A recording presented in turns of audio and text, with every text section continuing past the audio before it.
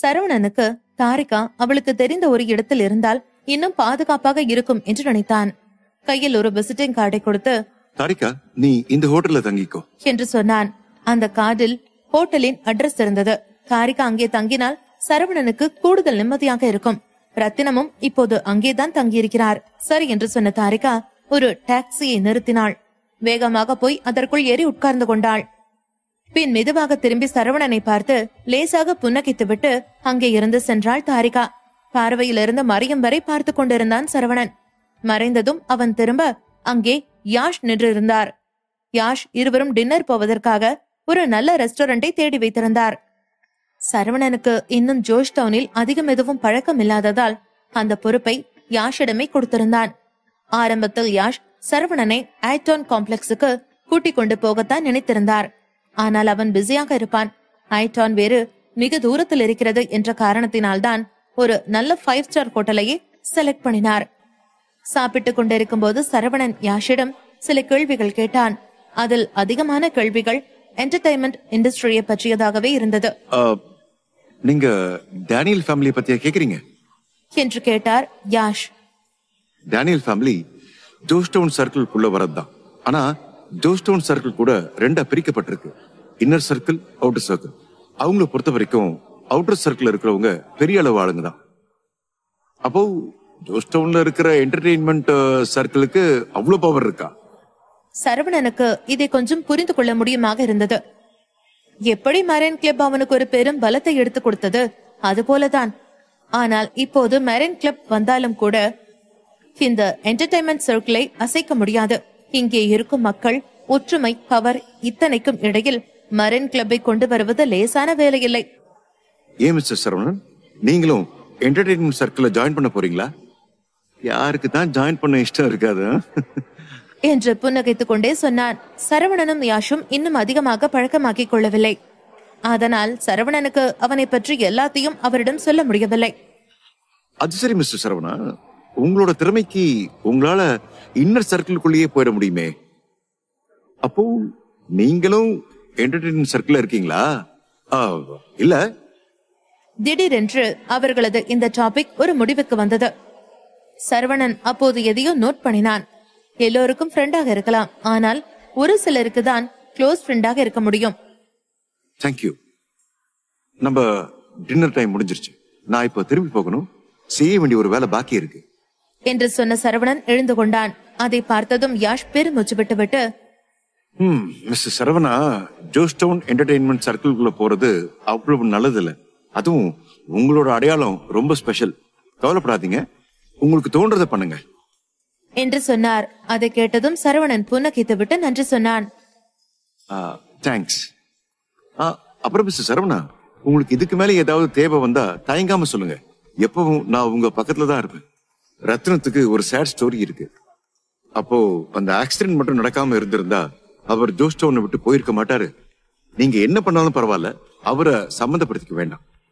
நீங்க இங்க ஜோஸ்டவுன்ல பண்ற வேலைகளை அவரை அஃபெக்ட் பண்ணுவாரு. ரத்னமா? ஆமா, எனக்கு மிச்சம் தெரியாது. ஆனா ஜோஸ்டவுன் தான் ரத்னத்தோட கெட்ட கனவுன்னு சொல்லி எனக்கு உறுதியா தெரியும். அவரு திரும்பி வந்திருக்க கூடாது. யாஷ் சொன்னதை கேட்டதும் சரவணனுக்கு புல்லரித்தது.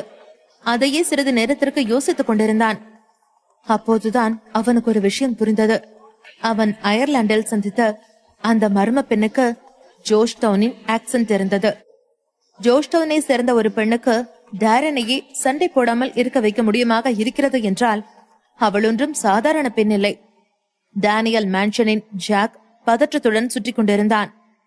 செக்யூரிட்டி கார்ட்ஸிடம் போய் கேட்டதில் அவர்களும் சரவணன் வந்திருந்தான் என்று சொன்னார்கள். அதை கேட்ட ஜாக், அவன் லேஸ்பட்ட ஆள் இல்ல போல என்று நினைத்துக் கொண்டான். சரவணன் அந்த கல்லை அந்த அளவுக்கு லேசாக விட்டுக் கொடுப்பான் என்று நினைத்திருக்கவில்லை. நாளைக்கு உன்னோட முகமுடிய கிரட்டி வீசுற பார்த்துக்க என்று சொல்லிக் கொண்டே ஜாக் டேனியல் மேன்ஷனை விட்டு வெளியேறினான். அவனுக்கு யாஷை பார்த்து பேச முடியுமாக இருந்ததை நினைத்து சந்தோஷமாக இருந்தது. சிறகு முளைத்து பறப்பது போல இருந்தது. டேனியல் மேன்ஷனில் இருந்து வெளியேறியவரின் வீட்டிற்கு போக முன்னாடி அவனது அந்த மேன்ஷனுக்கு போனாள். சரவணன் கல்லை எடுக்க வரவில்லை என்பதை தெரிந்து கொண்ட அனன்யா நாக்கை தட்டிவிட்டு, அந்த சரவண ரொம்ப ரொம்ப மோசமானவனா இருக்கான். என்று சொன்னாள்.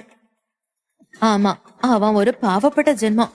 அவனுக்கு எங்கிருந்துதான் அவ்வளவு பணம் வந்துச்சோ தெரியாது. ஆனா அவனோட எல்லா பணத்தையும் அவன் அது ஏலத்திலேயே செலவழிச்சிருப்பான். சரி, நாம இப்ப அவனை பத்தி பேச வேண்டாம். அந்த புதிய கேர்ள் குரூப்போட ப்ரோக்ராம் நாளைக்கு ஏர் ஆக ஸ்டார்ட் ஆகுது. இந்த ப்ரோக்ராம் இப்பவே நிறைய லாபம் பார்த்துருச்சு. $700 மில்லியன் போனஸா கிடைக்கும்னு நம்புறேன். ஆனாலும் உனக்கு ரொம்ப நல்ல டேஸ்ட் இருக்கு. அனன்யாவின் பாராட்டை கேட்ட ஜாக் சிரித்துக் கொண்டே தலையை ஆட்டினான். சரி அனன்யா, இன்னைக்கு நைட்டு ஒரு ஹோட்டல பாத்துரு, நான் நைட்டு வரேன் என்று சொன்னான். சரி, ஓகே, நான் பார்த்துட்டு அட்ரஸ் அனுப்பி வைக்கிறேன். I love you. நைட் நான் உனக்காக ரெடியா இருக்கேன் என்று சொன்னவள் போனிலேயே ஒரு முத்தத்தையும் பறக்க விட்டுவிட்டு 5 ஸ்டார் ஹோட்டலின் வாசலுக்கு போனாள். கால் கட்டானதும் அவளுக்கு ஒரு மெசேஜ் அனுப்பினான் ஜாக். அனன்யா அதை பார்க்க அது ஒரு டாக்குமெண்டாக இருந்தது. அதை ஓபன் பண்ணி பார்த்ததும் அவளது உடல் முழுக்க நடுங்க தொடங்கியது. அந்த டாக்குமெண்டில் இருந்த வீடியோவை பார்த்ததும் பெரும் அதிர்ச்சியாக இருந்தது. அவளுக்கெல்லாம் தெளிவாக ஞாபகம் இருந்தது. எல்லாம் அந்த ரூமில் தான் ஸ்டார்ட் ஆனது. அந்த நேரத்தில் அனன்யா இன்னும் டெபியூ ஆகியிருக்கவில்லை. அவளுக்கு ரெண்ட் கூட கொடுக்க முடியாத நேரம் அது. அனன்யா அந்த ரூமுக்கு ஷிஃப்ட் ஆகியதும் சின்ன சின்ன ப்ரோக்ராம் எல்லாத்திலும் ஜாயின் ஆனாள். அவளுக்கென்று நிறைய அட்டென்ஷனும் கிடைத்தது. அந்த நேரத்தில் தான் ஜாக் அவளை அவனுக்கு இரையாக்கி கொண்டான். அனன்யா ஜாக் சொல்லும் அனைத்து கதைகளையும் முழுதாக நம்பினாள். அவன் அவளை காதலிப்பதாக நினைத்து கொண்டாள். அதனால்தான் அவளை திருட்டுத்தனமாக வீடியோ எல்லாம் எடுத்து ரசிக்கிறான் என்று நினைத்தாள். ஒரு நாள் அனன்யாவிற்கு ஜாக்கின் இருட்டான மறுபக்கம் பற்றி தெரிய வந்தது. ஆனால் அவளுக்கு அவனிடம் இருந்து தப்பித்து போவது மிகவும் கஷ்டமாக இருந்தது. அன்றிலிருந்து அவனது சொல்லை மட்டும் கேட்கும் கை பொம்மையாக மாறினாள் அனன்யா. அனன்யா ஒரு செலிபிரிட்டி தான். ஆனால் வீட்டில் வளர்க்கப்படும் நாய்க்கு இருக்கும் சுதந்திரம் கூட அவளுக்கு இல்லை. ஜாக் அனுப்பிய வீடியோவை ப்ரோக்ராம் குரூப்புக்கு அனுப்பினாள். ப்ராசஸ் படியே போங்க, நாளைக்கு தாரிகாவை அழிச்சிருங்க, அவளை ஃபேமஸ் ஆக்கிவிட்டு அப்படியே திடீர்னு கீழே வந்து விழ வச்சிருங்க என்று நேராக சொன்னாள். அனன்யா சொன்னதையெல்லாம் கேட்டுக்கொண்டிருந்த டிவி ப்ரோக்ராம் குரூப் ஒரு நிமிடம் அதிர்ந்து போனார்கள். பின்பு, நிஜமாவே நீங்க சொன்ன மாதிரி செய்வா? காயத்ரி உடனே, ஏன் அப்படி கேக்குறீங்க, உங்களுக்கு ஒண்ணு இது புதுசு இல்லையே என்று கேட்டாள். இதுக்கு முன்னாலே இந்த மாதிரி நிறைய பேருக்கு பண்ணி இருக்கோம். ஆனா அப்பெல்லாம் அவங்க ப்ரோக்ராம் நல்லபடியா பண்ணி முடிச்சு அவங்களோட டேலண்ட காமிச்சு அதுக்கான சந்தோஷத்தை அனுபவிச்சதுக்கு அப்புறம் தான் அவங்களுக்கு இப்படி ஏதாவது நம்ம பண்ணுவோம். ஆனா பாவம் இந்த பொண்ணு, அந்த பொண்ணோட திறமையை காட்டுறதுக்கு முன்னாடியே அந்த பொண்ணை இப்படி டெஸ்ட்ராய் பண்ண சொன்னா எப்படி என்று அந்த குரூப்பில் இருந்த ஒருவன் கேட்டான். அதெல்லாம் எனக்கு தெரியாது. இது மிஸ்டர் ஜாக்கோட உத்தரவு. அவர் சொன்னபடி நீங்க கேட்கலனா என்ன ஆகும்னு தெரியும் தானே என்று அனன்யா சொன்னாள். அதை கேட்டதும் அந்த குரூப்பில் உள்ளவர்கள் ஒத்துக்கொண்டார்கள். அப்படின்னா சரி, கொஞ்சம் வெயிட் பண்ணுங்க. இந்த ப்ரோக்ராம் முடிச்ச நெக்ஸ்ட் மினிட்ல நாங்க அந்த பொண்ணை பத்தின வீடியோவை வெளியிடுறோம் என்று சொன்னார்கள். ஓகே என்று சொன்னவள் தாரிகா பற்றிய இன்ஃபர்மேஷனை அவர்களுக்கு அனுப்பி வைத்தாள். அந்த குரூப்பில் ஹெட்டாக இருந்த ஒருவனின் செல்போனிற்கு அவளது இன்ஃபர்மேஷனை அனுப்பி வைக்க அந்த வீடியோவை பார்த்தவனின் கண்கள் முழுவதும் மின்னல் வெட்டி கொண்டிருந்தது. ஓ மை காட், இப்படி ஒரு அழகிய நான் பார்த்ததே இல்லை. எனக்கு தெரிஞ்சு இந்த உலகத்துல இவதான் அழகு. இவ மட்டும் மன்னர் காலத்துல பிறந்திருந்தா இவளுக்காக எத்தனை கிங்ஸ் சண்டை போட்டு இறந்து போயிருப்பாங்கன்னு சொல்லவே முடியாது. அந்த அளவுக்கு காஜியஸா இருக்கா என்று சொன்னான். அவளோட லைஃப் இன்னும் கொஞ்ச நேரத்துல டெஸ்ட்ராய் ஆக போகுது, அத மறந்துடாத, ஓகே பாய் என்று சொல்லிவிட்டு அங்கிருந்து சென்றாள். அவள் சென்ற பிறகும் அந்த வீடியோவை பார்த்து கொண்டிருந்த அந்த குரூப்பின் ஹெட் அந்த போட்டோவில் இருந்த தாரிகாவை பார்த்து பேசினான். நீ யாரையாவது குறை சொல்லணும்னு நினைச்சினா உன்னதான் குறை சொல்லணும். நீ ஏன் இவ்வளவு அழகா பிறந்த? உன்னோட அழகுதான் உனக்கு ஆபத்து. ஒரு முறை நான் ஒரு ஆத்தரோட கவிதைகள் இருந்து ஒரு வரியை படிச்சேன். உலகத்திலேயே பெரிய குற்றம் அழகா பிறக்கிறது தான். அது உனக்கு தான் பொருந்தும். எனக்கும் இதை செய்யறதுக்கு மனசு இல்ல, ஆனா எனக்கு இதை விட்ட ஒரு வழி இல்லை என்று சொல்லிவிட்டு அந்த போனை கீழே வைத்தான். சரவணன் தனது வேலைகளை எல்லாம் முடித்துவிட்டு ரத்தினத்தை பார்ப்பதற்காக ரத்தினம் தங்கியிருந்த இடத்திற்கு சென்றான். சரவணனை பார்த்ததும் ரத்தினம் சிரித்தார். பின்பு, உனக்காக தான் இவ்வளவு நேரம் வெயிட் பண்ணிட்டு என்று சொன்னவர் அவரது கையில் இருந்த ஒரு லிஸ்டை கொடுத்து அவருடைய பிளானையும் விரிவாக சொன்னார். அதையெல்லாம் கேட்டுக்கொண்டிருந்த சரவணன் ரத்தினத்தையே கண்ணிமைக்காமல் பார்த்து கொண்டிருந்தான். உடனே ரத்தினம், என்னாச்சு? எதுக்காக என்ன நீ அப்படி பாக்குற என்று கேட்டார். நீங்க ஜோஸ்டவுனுக்கு இப்பதானே வந்தீங்க, அதுக்குள்ள இவ்வளவு டீடைல்ஸ எப்படி கலெக்ட் பண்ணீங்க? இதுல உள்ள எல்லாரும் எப்படி உங்களுக்கு தெரியும் என்று கேட்டான். அதை கேட்ட ரத்தினம் சிரித்துக் கொண்டே பதில் சொன்னார். நாம எந்த ஒரு செயலையும் இறங்கறதுக்கு முன்னாடி அத பத்தி தெளிவா விசாரிச்சுட்டு அதுக்கு அப்புறம் தான் இறங்கணும். அதுதான் நானும் பண்ணியிருக்கேன். இந்த லிஸ்ட்ல இருக்கிற எல்லாருமே பெரிய புள்ளிங்க தான். நாம நினைச்ச மாதிரி எல்லாம் நடந்துச்சுன்னா கண்டிப்பா அவங்க எல்லாரும் நம்ம கிட்ட மாட்டுவாங்க என்று சொன்னார். நீங்க இருக்கும்போது நான் எதை பத்தி கவலைப்பட போறேன்? பிளான நீங்க போடுங்க, நான் அதை எக்ஸிக்யூட் பண்றேன். ஓகே என்று சொல்லிவிட்டு சரவணன் அங்கிருந்து கிளம்பினான். ரத்தினத்திடம் பேசிவிட்டு கிளம்பிய சரவணன் நேராக தனது வீட்டிற்கு வந்தான். அங்கு அவனது அறையில் தாரிகா உறங்கிக் கொண்டிருப்பதை பார்த்தான். நாளைக்கு காலையில் அவளுக்கு மிகவும் முக்கியமான நாள். 5:30 மணிக்கெல்லாம் அவள் டிவி ஸ்டேஷனுக்கு போயாக வேண்டும் என்பதை நினைத்தவன் மெதுவாக அவளது தலையை வருடிவிட்டு குளியல் அறைக்கு சென்றான். குளித்து முடித்துவிட்டு இரவு உடையுடன் வெளியே வந்த சரவணன் அவள் அருகில் சென்று படுத்துக் கொண்டான். மெதுவாக அவளை இழுத்து தன்னுடன் சரவணன் அணைத்துக் கொள்ள அவனின் ஸ்பரிசம் பட்டதும் தாரிகா மெதுவாக நெளிந்தாள். ஆனால் அவள் கண் விழிக்கவில்லை. அவளது செய்கையை பார்த்து ரசித்துக் கொண்டே அவளிடம் பேசினான். நீ மட்டும் ஏண்டி இவ்வளவு அழகா இருக்க என்று சொல்லி மெதுவாக அவளது கன்னத்தில் தனது இதழை பதித்தான். அவனது இதழ் பட்டதும் தாரிகா மறுபடியும் நெளிந்தாள். பின்பு அவளுக்குள் ஏதோ உளறிக்கொண்டு மெதுவாக அவளது இதழ்களை குவித்தாள். அதை பார்த்ததும் சரவணனுக்குள் ஏதேதோ எண்ணம் தோன்றியது. ஏய் தாரிகா, இப்படியெல்லாம் பண்ணாதரி, எனக்கு பைத்தியமே பிடிச்சிரும் போல இருக்கு என்று சொல்லி மெதுவாக அவளது இதழ்களை தன் கைகளால் அழுத்தினான். அவனது கரம் பட்டதும் அவளது இதழ்கள் மெல்ல சிவந்து போக தன்னையும் அறியாமல் அவளது இதழில் மெல்ல தனது இதழை பதித்தான். பின்பு ஏதோ உணர்வு வந்தவனாக சட்டென்று அவளிடமிருந்து விலகினான். சரவணன் எத்தனை பெண்களை பார்த்தாலும் தாரிகாவிடம் தோன்றும் உணர்வு வேறு எந்த பெண்ணிடமும் தோன்றியதில்லை. உண்மையை சொல்ல போனால் அவனுக்கு அவளை இப்பவே ஆள வேண்டும் போல் இருந்தது. ஆனாலும் அவளது அனுமதி கிடைக்கும் வரை அவளை தொடக்கூடாது என்று தனக்குள் சபதம் எடுத்திருந்தான். அதனால் ஒரு நீண்ட பெருமூச்சு விட்டவன் அவளை அப்படியே அள்ளி எடுத்து தனது மார்பில் போட்டுக்கொண்டு தனது கண்களை மூடினான். அடுத்த நாள் காலையில் சரவணன் மெதுவாக தனது கண்களை திறந்து பார்த்தான். அவன் அருகில் தாரிகா இல்லை. அதுக்குள்ள கிளம்பி போயிட்டா என்று சொல்லிக்கொண்டே எழுந்து வந்தவன் அங்கிருந்த கண்ணாடி முன்பு தனது முகத்தை பார்க்க அவனது முகம் முழுவதும் தாரிகாவின் லிப்ஸ்டிக் அறை இருந்தது. அதை பார்த்ததும் ஒருவித வெட்கத்துடன் சிரித்தான். ஏய் தாரிகா, நீ எப்படி மேக்கப் எல்லாம் போட ஆரம்பிச்ச? என்ன நேர்ல பார்த்தா மட்டும் பிடிக்காத மாதிரி தள்ளி தள்ளி போற. நான் இப்படி தூங்குற நேரம் நீ இப்படிதான் என்ன பண்றியா? உன்னை நேர்ல வந்து பாத்துக்கிறேன் என்று சொல்லி சிரித்துக் கொண்டே குளியல் அறைக்குள் சென்றான். தாரிகா மிகவும் பரபரப்பாக டிவி ஸ்டேஷனில் இருந்தாள். அவளை சுற்றி பல பெண்கள் இருந்தார்கள். அப்பொழுது ஸ்டேஜில் ஹோஸ்ட் செய்வதற்காக ஒரு பெண் அங்கே வந்தாள். பின்பு, இன்னைக்கு இங்க நடக்க போற ப்ரோக்ராம நம்ம எல்லாரும் ரொம்ப ஆவலா எதிர்பார்த்துக்கிட்டு இருக்கோம். அந்த ப்ரோக்ராம் இன்னும் கொஞ்ச நேரத்துல தொடங்கிடும்.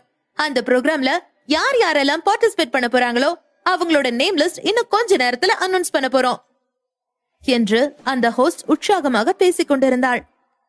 அனன்யா ஜாக்கிற்கு மிக அருகில் நெருக்கமாக உட்கார்ந்திருந்தாள். பேபி, நீ சொன்ன மாதிரியே நான் எல்லாம் செஞ்சுட்டேன். எனக்கு ஸ்டேஜில் அவளோட மானம் கொடி கட்டி பறக்க போகுது. இதுக்கப்புறம் அவ எப்படி உயிரோட வாழ்றான்னு நானும் பாக்குறேன் என்று சொன்னாள். உண்மையை சொல்ல வேண்டுமானால் ஜாக்கின் மனதில் அவள் இன்னும் ஆள பதிர்ந்திருந்தாள். இன்று நடக்கவிருக்கும் போட்டியில் அவளை தவிர வேறு யாரும் வின் செய்யக்கூடாது என்று நினைத்தான். அனைவரது பார்வையும் அவள் மீது மட்டும்தான் இருக்க வேண்டும். அனைத்து போட்டிகளிலும் அவள் மட்டும்தான் ஜெயிக்க வேண்டும் என்று நினைத்திருந்தான். தாரிகாவை அவனால் அடைய முடிந்தால் அவளை டாப் ஸ்டாராக ஆக்க வேண்டும் என்று கனவு கண்டிருந்தான். ஆனால் அவனுடைய எந்த செய்கைக்கும் தாரிகா அசைவு கொடுக்காததால் தனக்கு கிடைக்காத அவள் யாருக்குமே கிடைக்க கூடாது என்று நினைத்தான். அவளை முழுமையாக அழித்து விட வேண்டும் என்று எண்ணி அவள் மீது வன்மத்தை வளர்த்து கொண்டான். அனன்யா சொல்லியதையெல்லாம் கேட்டு சிரித்தான். காலையிலேயே மிகவும் பரபரப்பாக கிளம்பிய ஈஸ்வரி நேராக தாரிகாவின் வீட்டிற்கு சென்றார். அதிகாலையிலேயே அங்க வந்த ஈஸ்வரியை தாரிகாவின் தாய் பார்த்து கொண்டு நின்றார். என்னாச்சு, இவ்வளவு காலையிலே வந்திருக்கீங்க என்று கேட்டார். உடனே ஈஸ்வரி, எல்லாம் ஒரு குட் நியூஸ் தான். உங்களுக்கு தெரியும் தானே, என்னோட மருமக இன்னைக்கு டிவில வரப்போறா. அவ எப்படி பெர்ஃபார்ம் பண்றான்னு பாக்குறதுக்கு நான் ரொம்ப ஆர்வமா இருக்கேன். அத உங்களோட சேர்ந்து பாக்கணும்னு தான் இங்க வந்தேன். உங்களுக்கு ஒண்ணு தெரியுமா, அது டிவில ஒளிபரப்பாக்குறதுக்கு முன்னாடியே நாம நேரடியா பாக்குற மாதிரி அந்த டிவி ஸ்டேஷன்லயே ஒரு ஆளை பிடிச்சு ரெடி பண்ணிட்டேன். சீக்கிரம் வாங்க, நாம தாரிகாவை பாக்கலாம் என்று சொல்லிவிட்டு அந்த சோஃபாவில் மும்முரமாய் உட்கார்ந்தார். அதை கேட்ட தாரிகாவின் தாயும் சிரித்துக் கொண்டே கேட்டார், நிஜமாவா? உண்மையாவே நாம் இப்ப தாரிகாவை பாக்கலாமா என்று சொல்லிக்கொண்டு ஈஸ்வரியின் அருகில் வந்து அமர்ந்தார். வேகமாக குளித்து கிளம்பிய சரவணன் தாரிகா எப்படி பர்ஃபார்ம் பண்ண போகிறாள் என்பதை பார்ப்பதற்காக தனது காரை எடுத்துக்கொண்டு டிவி ஸ்டேஷனுக்கு சென்றான். மும்முரமாக நிகழ்ச்சி ஒளிபரப்பாகி கொண்டிருந்ததை பார்த்து கொண்டிருந்த ஈஸ்வரி திடீரென்று அதில் வந்த ஒரு புகைப்படத்தை பார்த்ததும் அப்படியே அதிர்ந்து நின்றார். உடனே வேகமாக அந்த வீட்டை விட்டு வெளியேறி தனது கையில் இருந்த செல்போனை எடுத்து தனது கணவன் சக்திவேலுக்கு கால் செய்தார். பின்பு, நீங்க எங்க இருக்கீங்க என்று அவரிடம் மிகவும் கோபமாக கேட்டார். இதுவரைக்கும் தனது மனைவி இப்படி கோபப்பட்டு பார்த்திடாத சக்திவேல் பதறி போனார். என்னம்மா, என்னாச்சு என்று கேட்டார். நீங்க ரத்தினத்தையும் சரவணனையும் எதுக்காக அந்த ஜோஷ் டவுனுக்கு போக அனுமதிச்சீங்க? உங்களுக்கு தெரியாதா அது ஒரு சாக்கடைன்னு? அதுக்குள்ள போனா யாருனாலையும் தப்பிச்சு வர முடியாது. இப்ப சரவணனால நம்ம மருமகளும் அதுல மாட்டிக்கிட்டா. நீங்க என்ன செய்வீங்களோ எனக்கு தெரியாது, சீக்கிரம் வாங்க என்று சொன்னார். தாரிகாவின் போட்டோவையும் வீடியோவையும் பார்த்த ஈஸ்வரி என்ன செய்வது என்று தெரியாமல் சக்திவேலுக்கு போன் செய்தார். அவரோ சரவணன் அயர்லாந்திலிருந்து நேராக கோஸ்ட் டவுன் தான் சென்று இருப்பான் என்று நினைத்தார். ஈஸ்வரி சொல்லியது சக்திவேலிற்கு அதிர்ச்சியை கொடுத்தது. பின்பு தனது மனைவியிடம் கேட்டார். பின்பு, என்ன இப்ப நீங்க என்ன சொன்னீங்க? சரவணன் அங்கே இருக்கட்டுமா? நான் சொல்றது உங்களுக்கு புரியலையா? அங்க பெரிய பிரச்சனை போய்கிட்டு இருக்கு. நம்ம புள்ள இப்ப அதுல மாட்டிக்கிட்டான் என்று ஈஸ்வரி சொன்னார் என்று கேட்டார். நீங்க நிஜமாவே மறந்துட்டீங்களா என்ன மாதிரி சூழ்நிலையில நாம அங்கிருந்து வந்தோன்னு? கோஸ்ட் டவுனுக்கு வந்த பிறகு இத்தனை நாள் நம்ம எந்த பிரச்சனையும் இல்லாம நிம்மதியா தான் இருக்கோம் என்று ஈஸ்வரி சொன்னார் என்று சொன்னார். இங்க பாருங்க, நீங்க என்ன நினைக்கிறீங்கன்னு எனக்கு தெரியாது. உங்க பையன் என்ன நினைக்கிறானோ எனக்கு தெரியாது. ஆனா இப்ப பிரச்சனை என்னோட மருமகளுக்கு. அவ என்னோட வருங்கால மருமக. அவளுக்கு எந்த ஒரு அவப்பெயரும் வர்றதுக்கு நான் விட மாட்டேன். நீங்க எங்க இருந்தாலும் சரி, எவ்வளவு பெரிய வேலை பண்ணிக்கிட்டு இருந்தாலும் சரி, உடனே கிளம்பி வாங்க. ஒருவேளை உங்களால இப்ப வர முடியலனா இனிமே எப்பவுமே இங்க வராதீங்க, என்னையும் நீங்க பாக்காதீங்க என்று கோபமாக கத்திவிட்டு போனை வைத்தார். ஸ்டார் அவார்ட் பில்டிங்கில் பெண்கள் அனைவரும் ஃபர்ஸ்ட் ரவுண்ட் போட்டியை முடித்துவிட்டு இரண்டாவது ரவுண்டுக்காக ரிகர்சல் செய்து கொண்டிருந்தார்கள். அந்த பெண்களுக்கு சற்று தூரம் தள்ளிதான் தாரிகாவும் ரிகர்சல் செய்து கொண்டிருந்தாள். அப்பொழுது அங்கே இருந்த பெண்கள் ஒருவருக்கொருவர் ரகசியமாய் ஏதோ பேசிக் கொண்டார்கள். ஏய், வந்ததுல இருந்து கவனிச்சீங்களா? அவ ஒருத்தி மேலதான் இங்க இருக்கிற எல்லா கேமராவும் போக்கஸ் பண்ணுது. நம்ம யாரையுமே கண்டுக்க கூட மாட்டேன்றாங்க. அவளதான் மிடில்ல நிப்பாட்டுறாங்க. எனக்கு என்னமோ ஏற்கனவே இந்த பொண்ண அவங்க பிளான் பண்ணி செலக்ட் பண்ணின மாதிரி தெரியுது என்று ஒரு பெண் சொன்னாள். உடனே அவள் அருகில் இருந்த இன்னொரு பெண் பேச ஆரம்பித்தாள். ஆமா, கண்டிப்பா இன்னைக்கு போட்டியில அவதான் வின் பண்ணுவா. ஏன் தெரியுமா? அதுக்கு காரணம் இதுதான் என்று சொல்லிவிட்டு ட்விட்டரில் இருந்த ஒரு போஸ்டையும் பின்பு ஆன்லைனில் இருந்த ஒரு வீடியோவையும் எடுத்து காண்பித்தாள். அதில் ஒருவன் படுக்கை அறையில் உட்கார்ந்திருக்க தாரிகா குளித்துவிட்டு உடலில் வெறும் துண்டை மட்டும் சுற்றி கொண்டு அவன் அருகில் வந்து கொண்டிருந்தாள். உண்மையில் அங்கு உட்கார்ந்திருந்தது சரவணன் தான். ஆனால் அவனின் முகம் தெளிவாக தெரியவில்லை. அந்த வீடியோவை பார்த்ததும் அங்குள்ள பெண்கள் அனைவரும் பேச ஆரம்பித்தார்கள். இவ்வளவு கேவலமான பொண்ணா இருந்திருக்கா? இந்த மாதிரி எல்லாரையும் அழக காட்டி வளைச்சு போட்டுட்டு நம்மள மாதிரி டேலண்டான பெண்களை மேல வரவிட மாட்டேங்கிறாங்க என்று தாரிகா காதுபடவே அவளை மிகவும் மோசமாக பேசினார்கள். அதையெல்லாம் கேட்டுக்கொண்டிருந்த தாரிகாவின் கண்களில் கண்ணீர் முட்டி கொண்டிருந்தது. என்ன செய்வது என்று தெரியாமல் நின்று கொண்டிருந்தாள். அப்பொழுது அங்கே மிஸ்டர் ஜாக் வந்தான். பின்பு, இங்க என்ன எல்லாம் ஒரே சத்தமா இருக்கு? உன்னால அமைதியா ரிஹர்சல் பண்ண முடியாதா என்று கோபமாக கத்தினான். ஜாக்கின் குரல் கேட்டதும் அங்கிருந்த அனைவரும் அமைதியாக நின்றார்கள். பின்பு ஜாக், சீக்கிரம் என் கூட வா என்று தாரிகாவை கூப்பிட்டான். ஜாக்கை பார்த்ததும் அவளது கோபம் இன்னும் அதிகமானது. ஆனால் வெளிக்காட்டாமல் தனது உதட்டை கடித்துக் கொண்டு அமைதியாக நின்றாள். அவள் எதற்கும் ரியாக்ட் செய்யாமல் அப்படியே நின்றதை ஜாக் பார்த்தான். உன்னோட காதல விடலையா? உன்னதான் கூப்பிட்டு இருக்க என்று கேட்டான். உடனே தாரிகா, நான் எதுக்கு உங்க பின்னாடி வரணும் என்று கேட்டாள். ஏன் புரியலையா உனக்கு? லோட்டஸ் பிலிம் கம்பெனி உனக்கு சப்போர்ட் பண்ணுது. உன்னை நாங்க ப்ரொடெக்ட் பண்ணணும்னு தான் நினைக்கிறோம். அதனால என் கூட கிளம்பி வா என்று சொன்னான். உடனே தாரிகா, அதுக்கு வேற மாதிரி பொண்ண பாரு, நீ சொல்றது எல்லாம் கேட்டுட்டு வர்றதுக்கு நான் ஒன்னும் அந்த அனன்யா கிடையாது என்று கோபமாக பேசினாள். அதை கேட்ட ஜாக் கோபமாக கத்தினான். அப்படி என்னை விட அந்த சரவணன்கிட்ட என்னதான் கண்ட? உனக்காக நான் என்னவெல்லாம் பண்றேன். உன் பின்னாடி எத்தனை நாளா சுத்திட்டு இருக்கேன் தெரியுமா?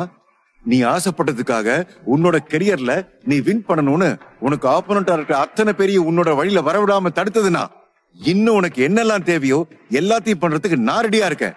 ஆனாலும் என்ன விட்டுட்டு எதுக்காக அந்த சரவணன் பின்னால போற என்று கோபமாக கேட்டான். ஏன்னா அவன்தான் என்னுடைய காதல், அவன்தான் எனக்கு எல்லாமே. உன்ன மாதிரி சாக்கடை கூட அவனை கம்பேர் பண்ணாத என்று தாரிகா கோபமாக சொன்னாள். சரவணன் பற்றி மிகவும் உயர்வாக பேசியதும் ஜாக் கோபமானான். சரி, இவ்வளவு தூரம் நீ வந்ததுக்கு அப்புறம் இதுக்கு மேலே உனக்கு என்னால இறக்கப்பட முடியாது. நான் சொல்றத நல்லா கேட்டுக்கோ. இந்த ப்ரோக்ராமுக்காக நான் நிறைய பணத்தை இன்வெஸ்ட் பண்ணிருக்கேன். அதனால நான் என்ன சொன்னாலும் நீ செஞ்சுதான் ஆகணும். அதுக்காகத்தான் கான்ட்ராக்ட்ல சைன் பண்ணிருக்க. ஒழுங்கா மரியாதையா உன் முன்னால இருக்க இந்த ட்ரெஸ்ஸ போட்டுக்கிட்டு வா என்று சொன்னான். உடனே தாரிகா அவள் முன்பிருந்த அந்த ட்ரெஸ்ஸை பார்க்க அது மிகவும் சிறியதாக இருந்தது. சொல்ல போனால் உள்ளாடை போன்று இருந்தது. அந்த ஆடையை பார்த்ததும் அதிர்ந்து போனாள். பின்பு, இதெல்லாம் என்னால போட்டுட்டு வர முடியாது என்று சொன்னாள். அது சொல்றதுக்கு உனக்கு எந்த ரைட்ஸும் கிடையாது. நீ கான்ட்ராக்ட்ல சைன் பண்ணிருக்க, ஒழுங்கா அதை போட்டுட்டு வா என்று சொன்னான். இல்ல, நான் இதுக்கு மேல இந்த ப்ரோக்ராம்ல கண்டினியூ பண்ணல.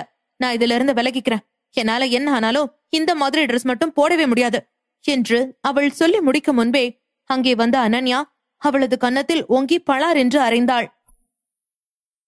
அனன்யா அறைந்த அறையில் கண்களில் கண்ணீருடன் தனது கைகளால் கன்னத்தை பிடித்துக் கொண்டு அனன்யாவை பார்த்தாள்.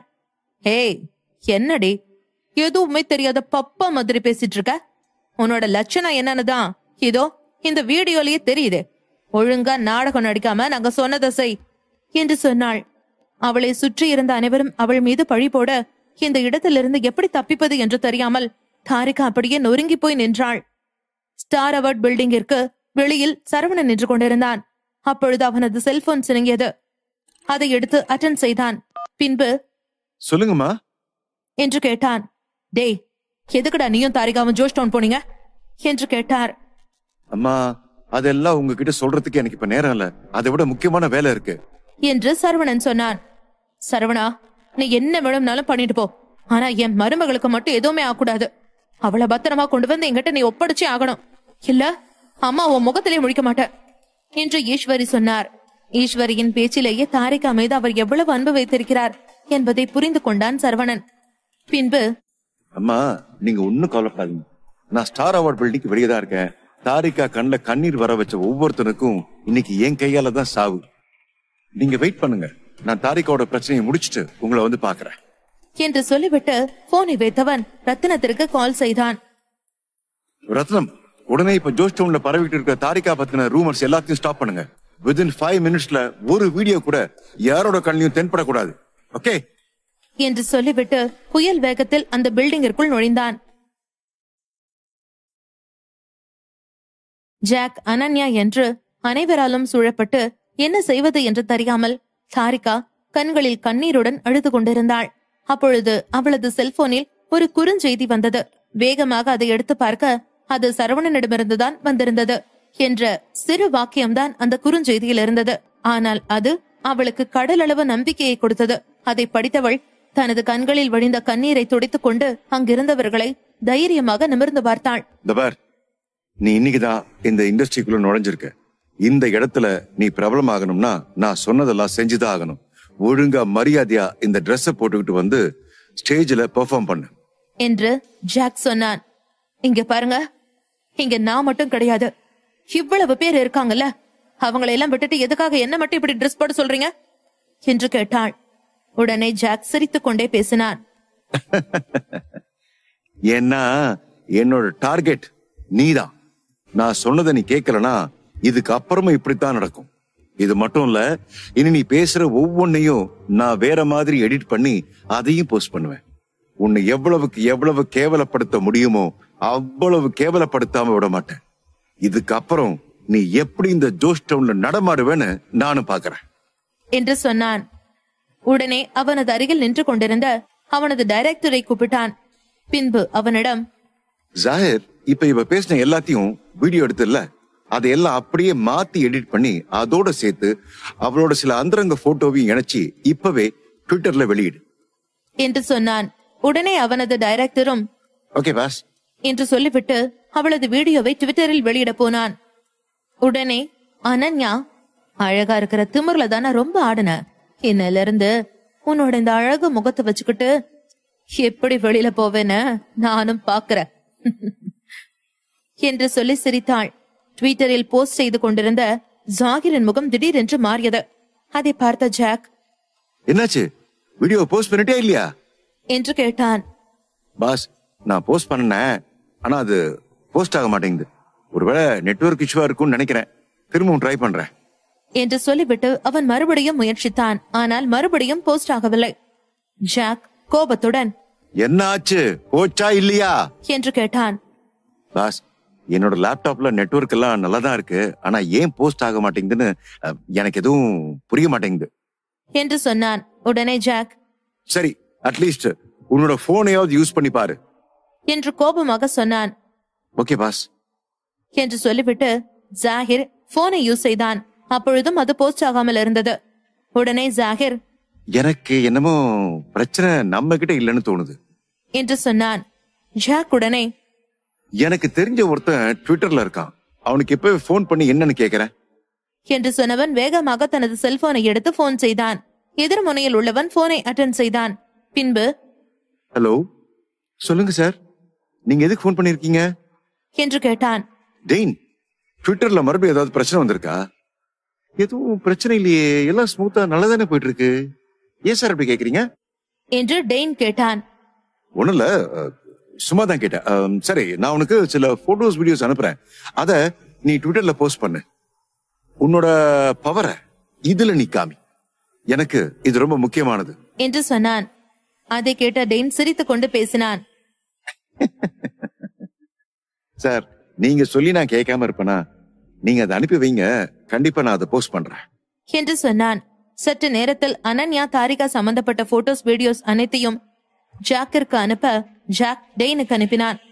டெயின் எவ்வளவு முயற்சி செய்தும் அதை அவனால் போஸ்ட் செய்ய முடியவில்லை.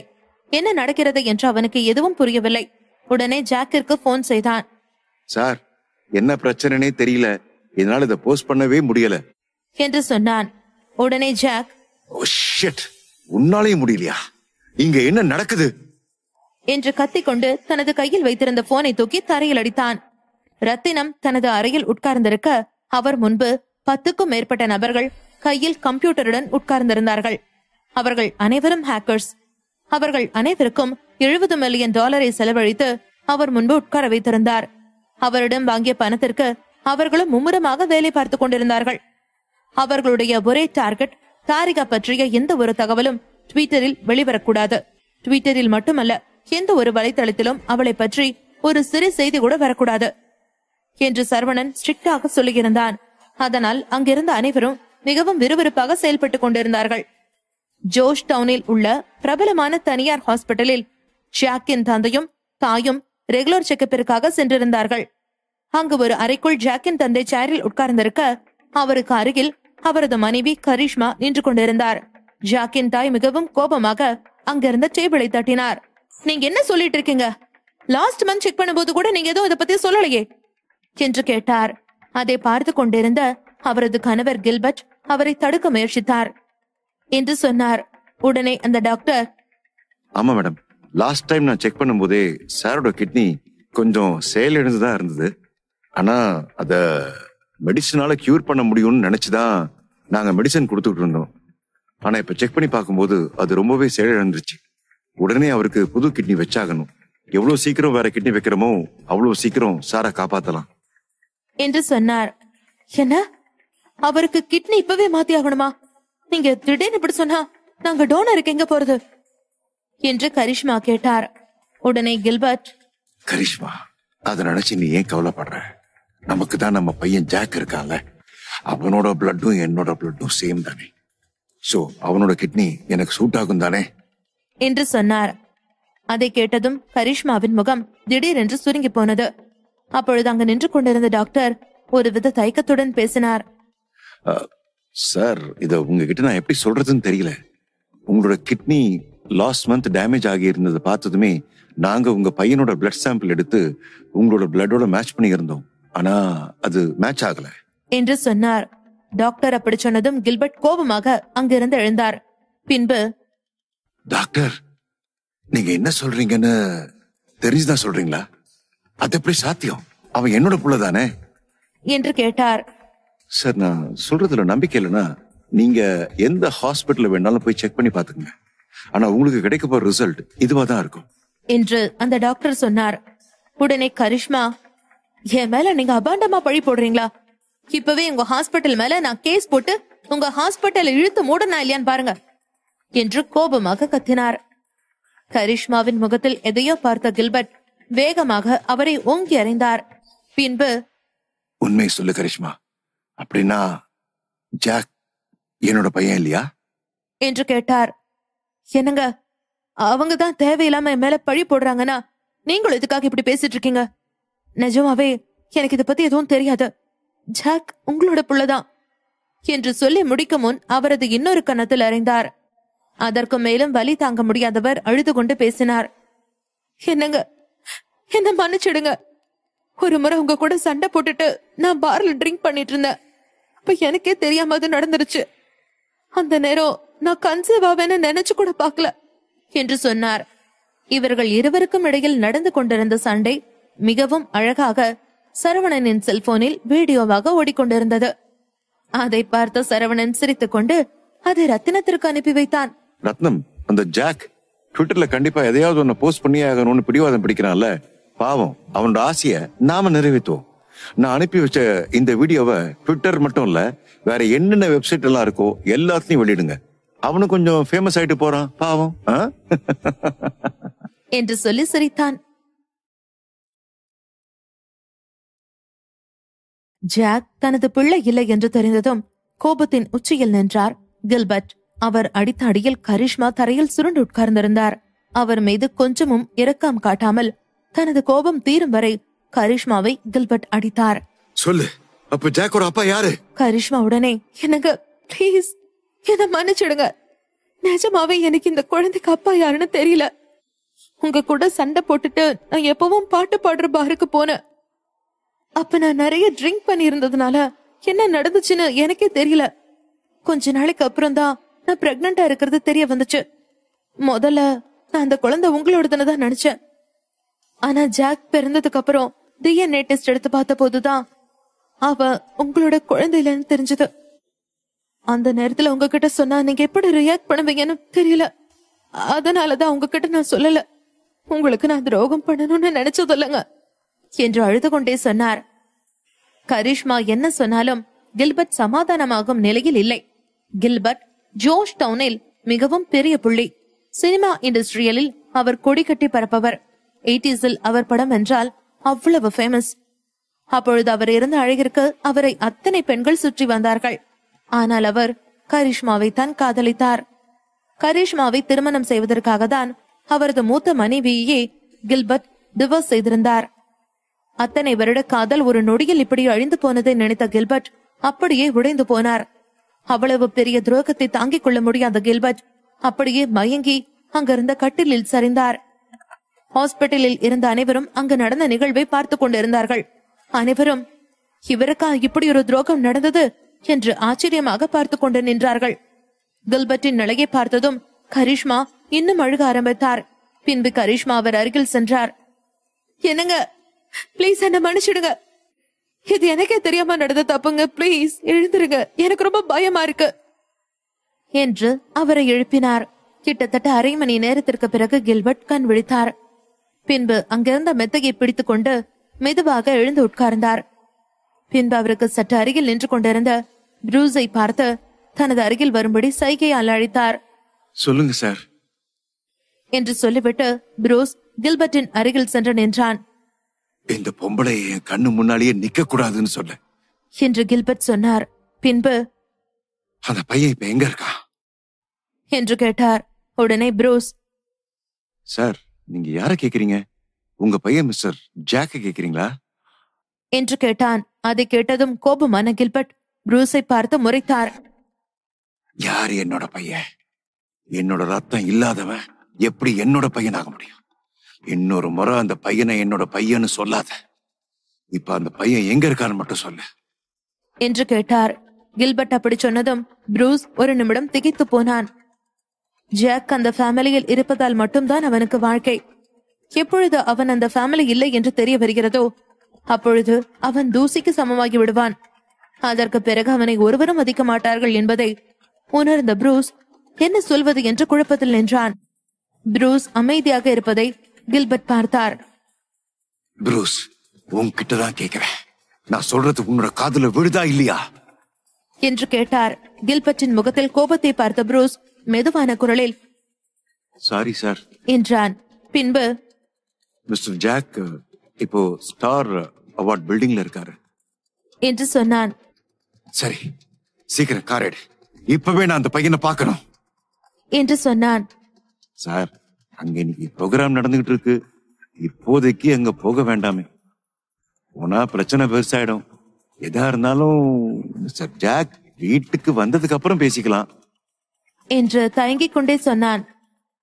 அதெல்லாம் எனக்கு தெரியும், நீ எனக்கு எந்த பாடமும் எடுக்க தேவையில்லை, நான் சொன்னதை மட்டும் செய் என்று கில்பர்ட் சொன்னார். அதற்கு மேலும் அவரிடம் எதுவும் பேச முடியாமல் ஓகே சார் என்று சொல்லிவிட்டு ப்ரூஸ் காரை எடுத்தான். சரவணன் அப்பாயிண்ட் செய்திருந்த ஹேக்கர்ஸ் அனைவரும் அவர்களது வேலையை திறம்பட செய்து கொண்டிருந்தார்கள். ஜாக்கின் ட்விட்டர் அக்கவுண்டை ஹேக் செய்து அந்த அக்கவுண்ட் மூலமே சற்று நேரத்திற்கு முன்பு ஹாஸ்பிட்டலில் எடுக்கப்பட்ட வீடியோவை ஹேக்கர்ஸ் வெளியிட்டார்கள். அவர்கள் வெளியிட்ட அடுத்த சில நிமிடங்களிலேயே அந்த நியூஸ் காட்டுத்தீயாய் பரவியது. ஒரு வழியாக அனைத்து வீடியோக்களையும் போஸ்ட் செய்த பிறகு அங்கிருந்த ஹேக்கர்ஸ் பெருமூச்சு விட்டார்கள். சார், நீங்க சொன்ன மாதிரி சக்சஸ்ஃபுல்லா எல்லாத்தையும் நாங்க போஸ்ட் பண்ணிட்டோம் என்று சொன்னார்கள். அதை கேட்ட சரவணன் அவர்களிடம் சிரித்துக் கொண்டே சொன்னான். தேங்க்யூ சோ மச் என்று. பின்பு ஜாக், உனக்கு போட்டோஸ் வீடியோஸ் எல்லாம் வெளியே விடுறது ரொம்ப பிடிக்கும்ல, இப்ப போய் பாரு உன்னோட போட்டோஸ் எப்படி இருக்குன்னு. என்னோட தாரிக்காவை அழ வைக்கணும்னு நினைச்சல, அதுக்கான தண்டனை தான் இது என்று தனக்குள்ளேயே சொல்லிக் கொண்டான். சரவணன் முகத்தில் புன்னகையுடன் அமைதியாக இருப்பதை ரத்தினம் பார்த்தார். என்ன சரவணா, இப்ப நீங்க ஹாப்பி தானே என்று கேட்டார். ரொம்ப ஹாப்பி. நம்ம பேசி இருந்த பணத்தை விட இன்னும் அதிகமா இந்த ஹேக்கர்ஸ்க்கு கொடுங்க என்று சந்தோஷமாக சொன்னான். உடனே ரத்தினம், உண்மைதான், இவங்க இல்லனா நம்மளால இதை பண்ணிருக்க முடியாது. 30 வருஷத்துக்கு முன்னாடி இந்த இண்டஸ்ட்ரியில இருக்கணும்னா நமக்கு நிறைய கனெக்ஷன்ஸ் தேவைப்படும். ஆனா இப்ப சயின்ஸும் டெக்னாலஜியும் இருந்தா போதும், யார் வேணாலும் இந்த இண்டஸ்ட்ரியில நிலைச்சு நிக்கலாம் என்று சொன்னார். ஸ்டார் அவார்ட் பில்டிங்கில் தாரிகாவை பார்த்து பேசிக் கொண்டிருந்தான் ஜாக். இன்னும் கொஞ்ச நேரத்துல உன்னோட எல்லா போஸ்டும் தீயா பரவிடும், நீ சாகறதுக்கு தயாராயிரு என்று சொன்னான். அதே சமயம் தாரிகாவின் செல்போனிற்கு சரவணனிடமிருந்து இன்னொரு மெசேஜ் வந்தது. அதில் என்றிருந்தது. அதை பார்த்தவள், நான் என்ன நிலைமையில இருக்க, இவ இப்ப விளையாடிட்டு இருக்கானே என்று தனக்குள் சொல்லிக்கொண்டு அந்த மெசேஜை பார்த்து கொண்டிருந்தாள். அப்பொழுது அங்கே ஜாக்கின் டைரக்டர் வந்தான். பின்பு, சார், உங்களை பார்க்க உங்களோட அப்பா மிஸ்டர் கில்பர்ட் வந்திருக்காரு என்று சொன்னார். என்ன, அவர் வந்திருக்காரா? இப்ப எதுக்கு தேவையில்லாம அவர் இங்க வந்திருக்காரு? இந்த விஷயத்த கூட என்னால ஹேண்டில் பண்ண முடியாதுன்னு என்ன பாக்குறதுக்காக வந்திருக்காரா என்று கேட்டான். சார், தெரியல, ஆனா அவர் ரொம்ப கோபமா வந்திருக்காரு. அவரை பார்க்கும்போதே எனக்கே கொஞ்சம் பயமா இருக்கு என்று டைரக்டர் சொன்னான். கில்பர்ட்டின் கோபத்தை பற்றி ஜாக்கிற்கு நன்றாக தெரியும். சரி, நான் அவரை பாத்துக்கிறேன். பின்பு அங்கிருந்த கண்ணாடி விண்டோ வழியாக வெளியே எட்டி பார்த்தான். எப்பொழுதும் பாடி கார்ட்ஸுடன் தனது சொகுசு காரில் பந்தாவாக வந்து இறங்கும் கில்பர்ட் இப்படி கோபமாக யார் துணையும் இல்லாமல் வந்திருப்பது ஒரு நிமிடம் ஜாக்கிற்கு ஆச்சரியமாகவும் அதிர்ச்சியாகவும் இருந்தது. அவர் வந்திருக்கும் தோரணையோ ஏதோ பெரிய பிரச்சனை இருப்பதை அவனுக்கு உணர்த்தியது. ஆனால் அது என்ன பிரச்சனையாக இருக்கும் என்று யோசித்துக் கொண்டே படிகளில் இறங்கி வந்து கொண்டிருந்தான். அப்பொழுது ஜாக்கிற்கு பின்னால் வந்து கொண்டிருந்த அவனது டைரக்டர் யதார்த்தமாக ட்விட்டர் பேஜை ஓபன் செய்ய அதில் ஜாக் சம்பந்தப்பட்ட வீடியோவை பார்த்ததும் அப்படியே அதிர்ந்தான். பின்பு சார் என்று சத்தமாக ஜாக்கை கூப்பிட்டான். ஏற்கனவே கோபத்தில் இருந்த ஜாக் அவனை பார்த்து முறைத்தான். பின்பு இப்போ உனக்கு என்ன வேணும் என்று கேட்டான். சார் ஒரு நிமிஷம் பாருங்க என்று சொல்லிவிட்டு ஜாக்கிடம் அந்த வீடியோவை காட்டினான். அதை பார்த்த ஜாக் அப்படியே இடிந்து போனான். அதில் அவனது தாயே ஜாக் கில்பர்ட்டின் பிள்ளை இல்லை என்பதை ஒத்துக்கொண்ட வீடியோ இருந்தது. அதை பார்த்த ஜாக் கோபமாக கத்தினான். இல்ல, இப்படி இருக்க வாய்ப்பே இல்ல, இது பொய்யான வீடியோ என்றான். கில்பர்ட் வெளியில் நின்று கொண்டிருந்த அதே சமயம் அவர்களை பற்றிய வீடியோ வெளியானதும் மீடியாவில் உள்ள அனைவரும் அந்த பில்டிங்கை சுற்றி நின்று கொண்டிருந்தார்கள். அவர்களை எல்லாம் கில்பர்ட் பார்த்தார். பின்பு இங்க என்ன நடக்குது, எல்லாரும் எதுக்காக இங்க வந்திருக்காங்க என்று ப்ரூஸிடம் கேட்டார். தெரியல சார் என்று சொன்ன ப்ரூஸ் பின்பு ஏதோ யோசித்தவனாக தனது செல்போனை எடுத்து அதிலிருந்து அவனது ட்விட்டர் பேஜை ஓபன் செய்து பார்த்தான். அந்த வீடியோ அவனது பேஜிலும் இருந்தது. உடனே அதை எடுத்து கில்பர்ட்டிடம் காண்பித்தான். அதை பார்த்து கில்பர்ட் மிகவும் கோபமானார். இந்த ஜோஸ் டவுன்ல ரூமர் மட்டும் வேகமா பரவிடும். இந்த ஆல்பர்ட் ஃபேமிலியை தப்பா பேசுற அளவுக்கு யாருக்கு தைரியம் வந்தது? இந்த வீடியோவை யார் வெளியிட்டான் பாரு என்று சொன்னார்.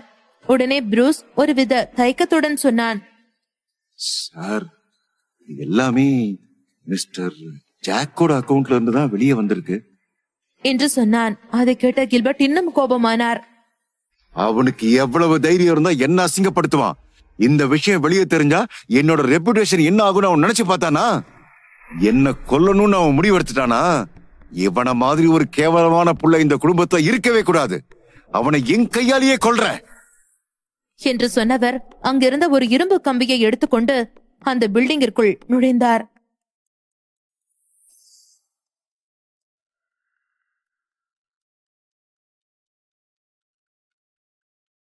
கில்பர்ட் அதீத கோபத்தில் இருந்தார். கோபத்தில் குதித்துக் கொண்டிருப்பவரிடம் நெருங்கவே பயந்தான் ப்ரூஸ். இங்கே கில்பர்ட் அருகே நெருங்கினால் தம்மையும் கொன்று விடுவாரோ என்று அஞ்சி நடுங்கினான். ஆக்ரோஷமாய் கில்பர்ட் கையில் ஸ்டீல் பைப்புடன் ஸ்டார் அவார்ட் பில்டிங் உள்ளே நுழைந்தார். ஒரு நிமிடத்திலேயே அந்த ஸ்டுடியோவிற்கு சென்றிருந்தார் கில்பர்ட். மிஸ்டர் டேனியல், உங்களை பார்த்ததுல ரொம்ப சந்தோஷம் என்று ஸ்டுடியோ வெளியே இருந்த நிறைய டைரக்டர்கள் கில்பர்ட்டிற்கு மரியாதை செலுத்தினார்கள். ஆனால் அவற்றையெல்லாம் கண்டுகொள்ளும் எண்ணத்தில் அவர் இல்லை. வடிய விடு, ஜாக் உள்ளதான் இருக்கார், போய் தொலைடா என்று கடுப்பில் கத்திய கில்பர்ட் அந்த ஆளின் தலையிலேயே ஸ்டீல் பைப்பால் ஓங்கி அடித்திருந்தார். வலியில் சுருண்டு விழுந்தவனுக்கு எழுந்திருக்க தெம்பு இல்லை. அந்த இடத்திற்கு வெளியே நிறைய ரிப்போர்ட்டர்கள் புகைப்படம் எடுத்துக் கொண்டிருந்தார்கள். ஸ்டுடியோ உள்ளே கில்பர்ட்டை பார்த்ததும் அந்த கேர்ள்ஸ் குரூப் மெம்பர்ஸ் அனைவருமே பயத்தில் நடுங்கிக் கொண்டு நின்றிருந்தார்கள். ருத்ரமூர்த்தியாய் கில்பர்ட் உள்ளே நுழைந்தார். அறை உள்ளே இருந்த ஜாக் செய்தியை கண்டு பெரிதாய் அதிர்ந்தான். தான் கில்பர்ட்டின் மகன் இல்லை என்பது அவனுக்கே புதிது. கில்பர்ட்டின் கோபத்தை பற்றி ஜாக்குக்கு நன்றாய் தெரியும். ஆக்ரோஷமாய் அவன் இருந்த அறை கதவை ஸ்டீல் பைப்பால் அடித்து உடைத்து கதவை திறந்தார். கையில் ஸ்டீல் பைப்புடன் தனது ஆசை மகனை நெருங்கினார் கில்பர்ட். அப்பா, நான் சொல்றத கேளுங்க ப்ளீஸ். நான் இன்னசென்ட், நான் உங்க பையன் தான். என் அம்மாவுக்கு தான் தப்பு இருக்கும். ப்ளீஸ் என்ன நம்புங்க என்று தலைக்கு மேல் கைகளை உயர்த்தி அவசரமாய் கூறினான் ஜாக். என்று நக்கலாய் சீறினார் கில்பர்ட். அடுத்த நொடியே ஸ்டீல் பைப்பால் ஜாக்கை தலையிலேயே அடித்திருந்தார். வலியில் அலறியபடியே உருண்டு விழுந்தான் ஜாக். இன்டர்நெட்டில் படித்த கமெண்ட்களை நினைத்து பார்க்க பார்க்க கில்பர்ட்டிற்கு ஆத்திரம் அதிகரித்தது. கில்பர்ட் எவ்வளவு பெரிய ஆளாக இருந்தாலும் அவரால் இதனை கட்டுப்படுத்த முடியவில்லை. ஜாக் தலையில் உதிரம் வலிய தலையை பிடித்துக் கொண்டு அமர்ந்திருந்தான். தான் போற்றும் தந்தையா இவர்? தன்னுயிரையே எடுக்க வந்திருக்கிறார் என்று நம்ப முடியாமல் கில்பர்ட்டை பார்த்தான். டாட், எனக்கு ஒண்ணுமே தெரியாது என்று கத்தினான் ஜாக். மீண்டும் படார் என்று அவனை அடித்தார் கில்பர்ட். தன் மேலே அந்த ஸ்டீல் பைப் படாமல் இருக்க தடுத்து நினைத்து கையால் தடுக்க பார்க்க அவனின் கை உடைந்தது. வலியில் தரையில் சுருண்டு விழுந்தவன் ஓயாமல் அலறினான். ஜாக்குக்கு என்ன நடக்கிறது என்று புரியவில்லை. அவன் தந்தை பற்றிய வீடியோவை அவனின் ட்விட்டர் அக்கவுண்டில் வெளியானது. தாரிகாவை பற்றித்தானே அவன் தவறான செய்திகளை பரப்ப நினைத்தான். இப்போது எப்படி இது நடக்கிறது என்று புரியாமல் யோசித்தவன் வலியில் தரையில் உருண்டான். டைரக்டர் ஜாகிர், உடனே ட்விட்டர் அட்மினிஸ்ட்ரேட்டருக்கு கால் பண்ணி இந்த வீடியோவை டெலீட் பண்ண சொல்லுங்க என்று பெருங்குரலில் கத்தினான் ஜாக். சரி என்று தலையசைத்தார் டைரக்டர் ஜாகிர். உடனே அவருக்கு தெரிந்த ஆட்கள் மூலம் ட்விட்டரில் அது சம்பந்தப்பட்ட ஹேஷ்டேக்குகளை டெலீட் செய்ய கூறினார். நீங்க கவலைப்படாதீங்க டைரக்டர் ஜாகிர், நாங்க இது இப்பவே சரி பண்றோம். ஆட்டி நீட்டிக்கிட்டு வேலையை பார்க்காதீங்க, சீக்கிரம் முடிங்க என்று படபடப்பில் கத்தினார் டைரக்டர் ஜாகிர். நீங்க கவலைப்படாதீங்க, நாங்க அதுலதான் வேலை பார்த்துக்கிட்டு இருக்கோம் என்று ஜாகிர் பேசிக்கொண்டே இருக்க ஜாக் கில்பர்ட்டிடம் அடி வாங்கிக் கொண்டிருந்தான். ஸ்டுடியோவில் இருந்த அனைவருமே பெரும் அதிர்ச்சியில் இருந்தார்கள். இதில் தாரிகா தான் இன்னும் அதிர்ச்சியில் இருந்தாள். சரவணன் கிட்ட சூப்பர் பவர் ஏதாச்சும் இருக்கா என்ன? அவனுக்கு எப்படி தெரியும் எனக்கு வீட்டுல ஒரு பிரச்சனை ஆகும், அதனால டேனியல் குடும்பத்தோட மானம் போகும்னு எப்படி சரியா சொன்னா என்று பெரிதாய் குழம்பினாள் தாரிகா. அழைப்பில் காத்து கொண்டிருந்த டைரக்டர் ஜாகிர் மேலும் படபடுத்தார். என்ன வேலை முடிஞ்சதா இல்லையா? அதை ரிமூவ் பண்றதுக்கு உங்களுக்கு எவ்வளவு நேரம் ஆகும் என்று கத்தினார். சார், எனக்கு தெரியல என்ன நடக்குதுன்னு. எங்க ப்ரோகிராமர்ஸ் அதை ரிமூவ் பண்ண ட்ரை பண்ணா அந்த ஹேஷ்டேக்ஸோட நம்பர்ஸ் 2 மடங்கா இன்க்ரீஸ் ஆகுது என்று பெரும் அதிர்ச்சியுடன் கூறினார். அதில் டைரக்டர் ஜாகிர் அதிர்ச்சியில் உறைந்தார். அந்த போஸ்டை டெலீட் செய்ய முயற்சித்ததால் அது இன்னும் பாப்புலர் ஆகிக் கொண்டிருந்தது. எப்படி இது நடக்குது என்று நம்ப முடியாமல் கேட்டார் ஜாகிர். அந்த அட்மினிஸ்ட்ரேட்டரின் முகம் வெளுத்தது. எங்களுக்கு அது தெரியல, அதுக்கான வழியை நாங்களே இன்னும் கண்டுபிடிக்கல, எங்க சிஸ்டம் வேற டவுனா இருக்கு என்றார். இது மிஸ்டர் டேனியல் சம்பந்தப்பட்ட நியூஸ் தெரியுமா தெரியாதா? தப்பான விஷயத்தை எப்படி நீ பரப்பலாம்? நீ மட்டும் இதை நிறுத்தல, உன் சாவு என் கையில தான் என்று மிரட்டினார் டைரக்டர் ஜாகிர். அதில் அந்த அட்மினிஸ்ட்ரேட்டரின் முகம் இறுகியது. அவரும் தானே அந்த செய்தியை பார்த்து கொண்டு அதில் வரும் கமெண்ட்களையும் பார்த்து கொண்டிருந்தார். இது என்னவோ பொய்யான செய்தியா இருக்கும் என்று அவருக்கு தோன்றவில்லை. கில்பர்ட்டின் மனைவியை பற்றி தவறான பேச்சுகளும் அதில் வந்தது. அந்த அட்மினிஸ்ட்ரேட்டர் ஆழ்ந்த சிந்தனையில் இருக்க அவரின் போனை பிடுங்கி டைரக்டர் ஜாகிரிடம் பேசினாள். டைரக்டர் ஜாகிர், ஐம் சாரி, நாங்க இதை செக் பண்ணணும். எங்க சிஸ்டத்துல எந்த பிரச்சனையும் இல்ல, ஆனா இது பொதுமக்கள் அவங்க விருப்பத்தோட தான் இந்த நியூஸ ரிப்போர்ட் பண்ணிட்டு இருக்காங்க. அதுல இருக்கிறது எல்லாமே உண்மைதான், சோ எங்களால ஒண்ணும் பண்ண முடியாது என்று கூறி பட்டன அழைப்பை துண்டித்தாள். டைரக்டர் ஜாகிர் எதுவும் செய்ய வழியில்லாமல் தவிப்புடன் அடிவாங்கிக் கொண்டிருக்கும் ஜாக்கை பார்த்தார். சார் ப்ளீஸ், அவர் அடிக்காதீங்க, மிஸ்டர் டேனியலுக்கு எதுவும் தெரியாது என்று கெஞ்சி கில்பர்ட்டை சமாதானம் செய்ய முயற்சி செய்தார் டைரக்டர். கில்பர்ட்டை அவரால் தடுத்து விட முடியுமா என்ன? தாரிகா நடப்பவை அனைத்தையும் பார்த்துவிட்டு பெருமூச்சுடன் அங்கிருந்து கிளம்பினாள். வெளியே வந்ததுமே சரவணனை கண்டாள். அப்பாடா, நல்ல வேளை நீ வந்துட்டியா, அப்ப நான் இன்னைக்கு உன் கூட ஷாப்பிங் போலாம் போலையே என்று நிம்மதியாய் கூறினாள் தாரிகா. ஏன், உள்ளார என்ன பிரச்சனை என்று செய்வதையும் செய்துவிட்டு ஒன்றும் தெரியாதவன் போல் கேட்டான் சரவணா. அதொன்னும் இல்ல, ட்விட்டர்ல ஏதோ பிரச்சனை, நல்ல வேளை. ஆனா உனக்கு ஒண்ணு தெரியுமா, அவங்க என் வீடியோவை எடிட் பண்ண பார்த்தாங்க, அப்புறம் என்று கூற வந்தவள் அதற்கு மேல் சொல்லாமல் அப்படியே விட்டுவிட்டாள். எங்கே இதை சொன்னால் தன் எதிர்காலத்தை பற்றி சரவணன் மீண்டும் வருத்தம் கொள்வானோ என்று அப்படியே விட்டுவிட்டாள். மீடியா உலகம் அவ்வளவு எளிதானதில்லையே. சரி விடு, கர்மா இஸ் பூமராங் என்று கூறி தாரிகாவின் கையை பிடித்துக் கொண்டான் சரவணா. அதில் கடுப்பில் கண்களை சுழற்றினாள் தாரிகா. எனக்கு எதுவும் தெரியாதுன்னு மட்டும் நினைக்காத. ஓ அப்படியா, உனக்கு என்ன தெரியும் என்று சிரிப்புடன் கேட்டான். எனக்கு சந்தேகமா தான் இருக்கு. சரி அதை விடு, உனக்கு சொல்லணும்னு தோணுச்சுன்னா சொல்லு, இல்லைன்னா சொல்லாத. நானும் உன்கிட்ட எதுவும் கேட்க மாட்டேன். இன்னைக்கு நைட் நாம என்ன சாப்பிட போறோம் என்று பேச்சை மாற்றினாள். அதில் அவள் காதருகே நெருங்கிய சரவணா, நான் உன்னையே சாப்பிட போறேன் என்று கிசுகிசுப்பான குரலில் கூறினான். அதில் அவன் கையிலே நறுக்கென்று கிள்ளினாள் தாரிகா. என்று சரவணன் கத்த அவன் கூடவே அவனின் செல்போனும் கத்தியது. சாருமதிதான் அவனுக்கு அழைத்திருந்தாள். என்ன மிஸ் பண்ணனியா சரவணா என மயக்கும் குரலில் கேட்டாள் சாரு. அயர்லாந்துல எனக்கு ஹெல்ப் பண்ணதுக்கு ரொம்ப தேங்க்ஸ் என புன்னகையுடன் கூறினான். பாரா, பரவாயில்லையே, வாய்ஸ் வச்சு நான் தானே கண்டுபிடிச்சிட்டேன். உண்மைய சொல்லணும்னா நான் உனக்கு ஹெல்ப் பண்ணல, நீதான் பேக்கப் பிளான் வச்சிருந்த. நான் ஜஸ்ட் உனக்கு அதுல ஹெல்ப் பண்ணினேன், அவ்வளவுதான். ஜோஷ் டவுன்ல ஒருத்தரை உனக்கு இன்ட்ரடியூஸ் பண்றேன். நீ இன்னைக்கு சாயங்காலமே அவரை போய் பாரு. நீ ஏன் ஆள்தான்னு அவர்கிட்ட சொன்னீனா அவர் கண்டிப்பா உனக்கு ஹெல்ப் பண்ணுவாரு என்று கூறி அழைப்பிலேயே முத்தம் கொடுக்க சரவணா திகிலுடன் தாரிகாவை திரும்பி பார்த்தான். இதை மட்டும் அவள் கேட்டிருந்தால் இன்று டின்னருக்கு அவன் உயிர்தான் போயிருக்கும். அக்கா, நான் என் ஆள் கூட இருக்கேன். இப்பதான் அப்படி இப்படி பேசி டின்னர் வரைக்கும் கொண்டு வந்திருக்கேன். நீ ஆட்டத்தை கலைச்சிடாத. அதில் சத்தமாய் சிரித்தாள் Charu. Star award building. Gilbert ஜாக்கை அடித்து ஓய்ந்து விட்டார். அவனோ சாகும் நிலையில் இருந்தான். இப்போது மொத்த உலகத்திற்குமே கில்பர்ட் ஜாக்கை அடித்த விஷயம் தெரியும். கில்பர்ட்டின் போன் ஒலித்தது. இதற்கு முன்னே அவர் டெஸ்டுக்கு கொடுத்திருந்த மருத்துவமனையில் இருந்துதான் அழைப்பு வந்தது. மிஸ்டர் டேனியல், நான் தான் ஹாஸ்பிடல் டாக்டர் பேசுறேன். ஒரு தப்பு நடந்துருச்சு, எங்களை மன்னிச்சிருங்க என்று பயத்துடன் அவர் கூற கில்பர்ட் அமைதியாயிருந்தார். இது எங்க தப்பு தான். இதுக்கு முன்னாடி உங்ககிட்ட கொடுத்த ரிப்போர்ட் உங்களோடது இல்ல. எங்களை மன்னிச்சிருங்க, தப்பான ரிப்போர்ட்டை கொடுத்துட்டோம் என்று கூற திகைத்தார் கில்பர்ட். என்ன தப்பா? அப்ப அந்த டெஸ்ட் ரிப்போர்ட் என்னோடது இல்லையா? அது இப்ப சொல்லி என்ன பிரயோஜனம்? எல்லாம் முடிஞ்சிருச்சே. இதுல அவ வேற எல்லா உண்மையும் ஒத்துக்கிட்டா. இந்த உலகத்துக்கே இவன் என் பையன் இல்லன்னு தெரியும். என்ன இழவுது என்று நம்ப முடியாமல் மனதில் நினைத்த கில்பர்ட் ரத்த வாந்தி எடுத்தார்.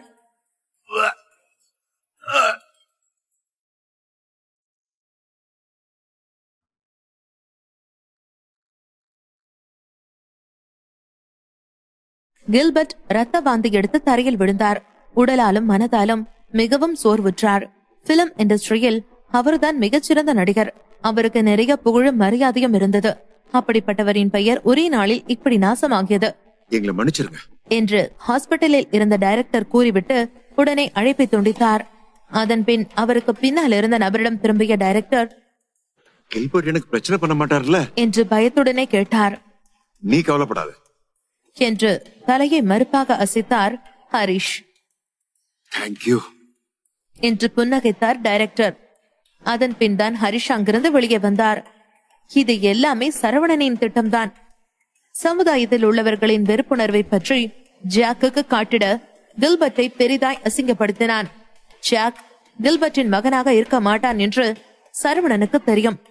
ஆனால் ஜாக்கின் உண்மையான அப்பா யார் என்று கரிஷ்மாவிற்கு தெரியாது என்று அவன் எதிர்பார்க்கவில்லை. கில்பர்ட் தரையில் உறைந்த பிறகு ரத்த வாந்தி எடுத்துக் கொண்டிருப்பதை பார்த்து அதிர்ந்தான் ஜாக்.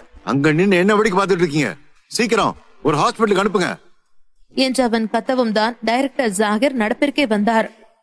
ஓகே ஓகே, நான் இப்பவே ஆம்புலன்ஸ்க்கு கால் பண்றேன் என்று கூறி போனை எடுத்த ஜாகிர், மிஸ்டர் டேனியல், இவரை எந்த ஹாஸ்பிட்டலுக்கு நாம அனுப்பணும் என்று கேட்டார். அதில் அவரை அடிக்க வேண்டும் என்பது போல் இருந்தது அவனுக்கு. பக்கத்துல எது பெஸ்டோ அங்க அனுப்பு என்று கத்தினான் ஜாக். ஆனா பக்கத்துல எல்லிஸ் ஹாஸ்பிட்டல் தானே இருக்கு என்று நடுங்கினார் ஜாகிர். ஜாக் முகம் மேலும் ஏறியது. எந்த ஹாஸ்பிட்டல் இருந்தா என்ன, அவரு பிழைக்கிறதா இப்ப முக்கியம் என்று அழுத்தமாய் கூறினான். சரி, நான் ஆம்புலன்ஸ் வர சொல்றேன் என்று கூறிய ஜாகிர் உடனே அழைத்தார். சீக்கிரமே ஆம்புலன்ஸ் வர கில்பர்ட்டை தூக்கி கொண்டு சென்றார்கள். 2 மணி நேரத்திலேயே கில்பர்ட் காப்பாற்றி விட்டார்கள். கில்பர்ட் மெத்தையில் படுத்து கிடக்க ஜாக் மருத்துவரை அணுகினான். டாக்டர், இப்போ என் அப்பாவுக்கு எப்படி இருக்கு என்று கேட்டான். உங்க அப்பா ஏற்கனவே ஹார்ட் பேஷண்ட். ஆனா நீ அவரை இவ்வளவு கோவப்படுத்திருக்க. இன்னும் கொஞ்சம் லேட்டா வந்திருந்தாலும் அவர் பழச்சிருக்க மாட்டாரு என்று அந்த பெண் மருத்துவர் கூறினார். அமைதியாய் கேட்டுக்கொண்ட ஜாக் எப்படியாவது டேனியல் குடும்பத்தின் மரியாதையை திரும்பவும் மீட்டெடுக்க வேண்டும், அதுதான் இப்போது முக்கியம் என்று நினைத்தான். நீண்ட நேரம் கழித்து கண் விழித்த கில்பர்ட் என்று முகத்தை சோகமாய் வைத்துக் கொண்டு கூறினான் ஜாக். டாட், கண்டிப்பா இது இப்படி இருக்காது. என் அம்மா கிட்ட ஏதாவது தப்பு இருக்கலாம். ஒருவேளை என் அம்மாவை யாராச்சும் ஃபோர்ஸ் பண்ணிருக்கலாம்ல என்றான். வாயை மூடிக்கொண்டு ஜாக் சும்மா இருந்தால் கூட பரவாயில்லை. ஆனால் இதை சொல்லிய பிறகு கில்பர்ட்டிற்கு மீண்டும் ஹார்ட் அட்டாக் வந்தது. நேற்று இரவு அவருக்கும் கரிஷ்மாவிற்கும் இடையே நடந்த சூடான விவாதம் அவர் கண் முன்னே தோன்றியது. கரிஷ்மா இன்னொரு நடிகருடன் ஷூட்டிங் இடத்தில் ஒன்றாயிருப்பதை பார்த்ததினால் வந்த வினை. உண்மையில் அந்த நபர் ஒரு டைரக்டர் என்று பின்புதான் கண்டு கொண்டார் கில்பர்ட். படம் எடுக்கும்போது கரிஷ்மாவிடம் அட்வான்டேஜ் எடுத்துக் கொள்வார். படத்தின் மெயின் கேரக்டர்கள் காதல் செய்வது போல் நடிப்பதெல்லாம் இப்போது ட்ரெண்ட் ஆகி இருக்கிறது. உள்ளே சென்று பார்த்தால்தான் எது உண்மை எது பொய் என்று தெரியும். கில்பர்ட் கரிஷ்மா கன்னத்தில் பளார் என்று அறைந்தார். அரை வாங்கி எழுந்த கரிஷ்மா இனி திரும்ப வரவே மாட்டேன் என்று கூறிவிட்டு கிளம்பினார்.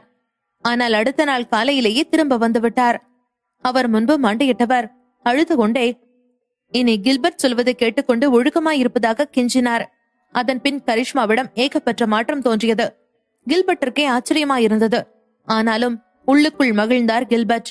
ஆனால் இதற்கு பின்பு ஏதோ ஒரு சதி இருக்கிறது என்று நினைத்துக் கொண்டார். டாட், என் மேல எந்த தப்பும் இல்ல. நான் அந்த பிக்சர்ஸ் ட்விட்டர்ல போடல. யாரோ என்கிட்ட பிரச்சனை பண்ண அந்த மாதிரி பண்ணிருக்காங்க. என்ன நம்புங்க என்று கெஞ்சினான் ஜாக். உன் தகுதி தெரியாதவங்க இந்த ஊருக்குள்ளேயே இல்ல. அப்படி இருக்கிறப்ப யார் உங்ககிட்ட பிரச்சனை பண்ண நினைக்க போறா என்று சீற்றத்துடன் கேட்டார் கில்பர்ட். அதில் ஒரு நொடி யோசித்தான் ஜாக். டாட், ரீசெண்டா நான் ஒருத்தனை பார்த்தேன். ஒருவேளை அவனா இருக்குமோ என்றவன் மனதில் சரவணன் வந்து சென்றான்.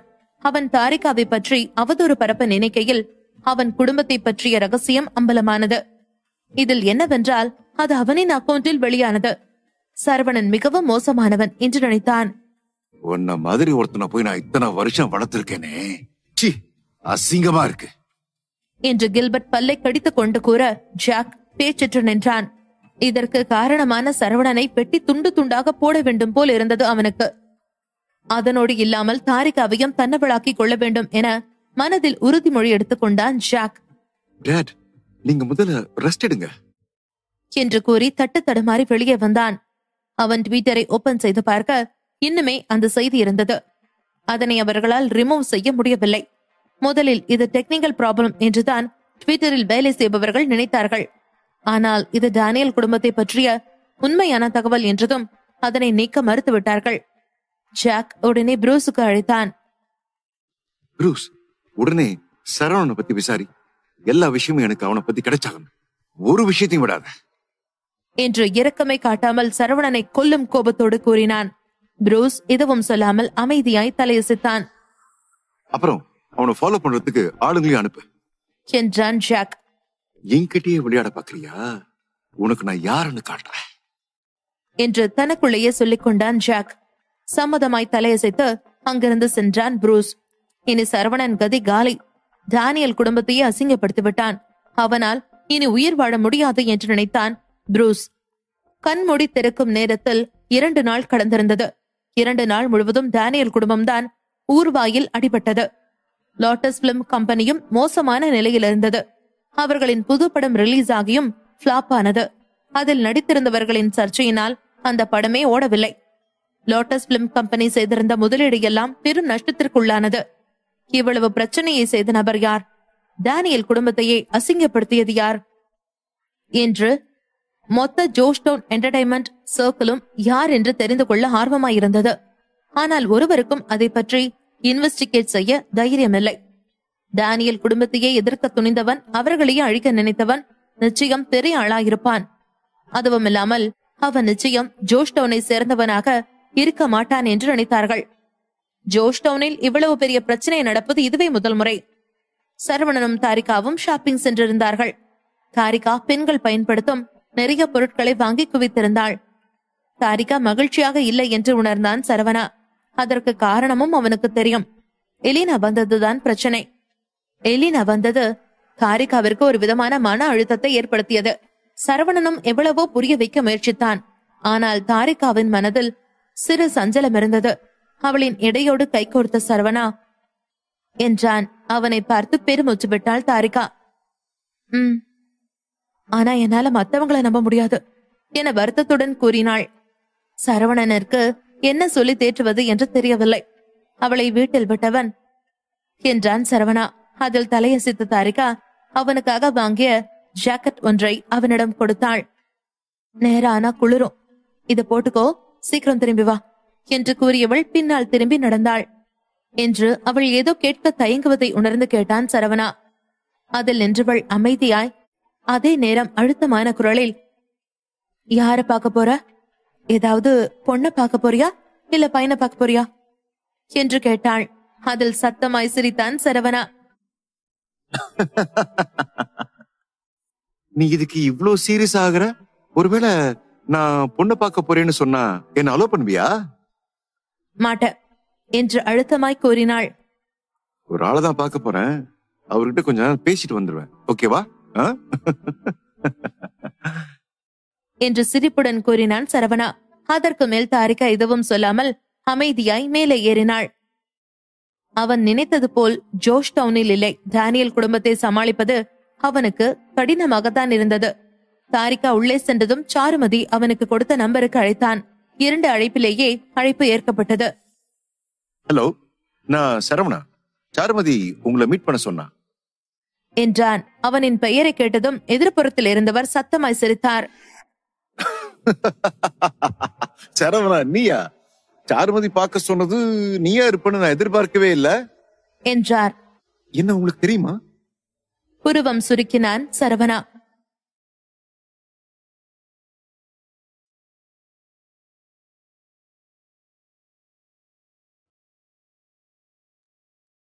எதிரில் பேசுபவர் யார் என்று சரவணனுக்கு தெரியாது. அவ்வளவு எளிதாய் யாரையும் மறப்பவனும் அல்ல. எனக்கு யாருன்னே தெரியாது என்று அவர் சிரித்துக் கொண்டு கூற பேச்சற்று நின்றான் சரவணா. யாருன்னே தெரியாம தான் என் கூட பல வருஷமா பழக்கத்துல இருந்த மாதிரி பேசினியா நீ என்பது போல் மனதில் நினைத்தான் சரவணா. அதான் நம்ம எல்லாம் கூடிய சீக்கிரமே தெரிஞ்சுக்க போறோம். அப்புறம் என்ன, சாரு சொன்னா உன்னை பாத்துக்கிறதுக்கு டைம் இல்லையா? இங்க ஜோஸ் டவுன்ல உனக்கு என்ன பிரச்சனைனாலும் என்கிட்ட சொல்லு, நானே உங்களை கொன்னு தலைய உங்ககிட்ட கொடுக்கறேன். நீ கவலையப்பட வேண்டாம். நான் இந்த மாதிரி அதிகமா பேசுவேன், எனக்கு இது ரொம்ப பிடிக்கும்.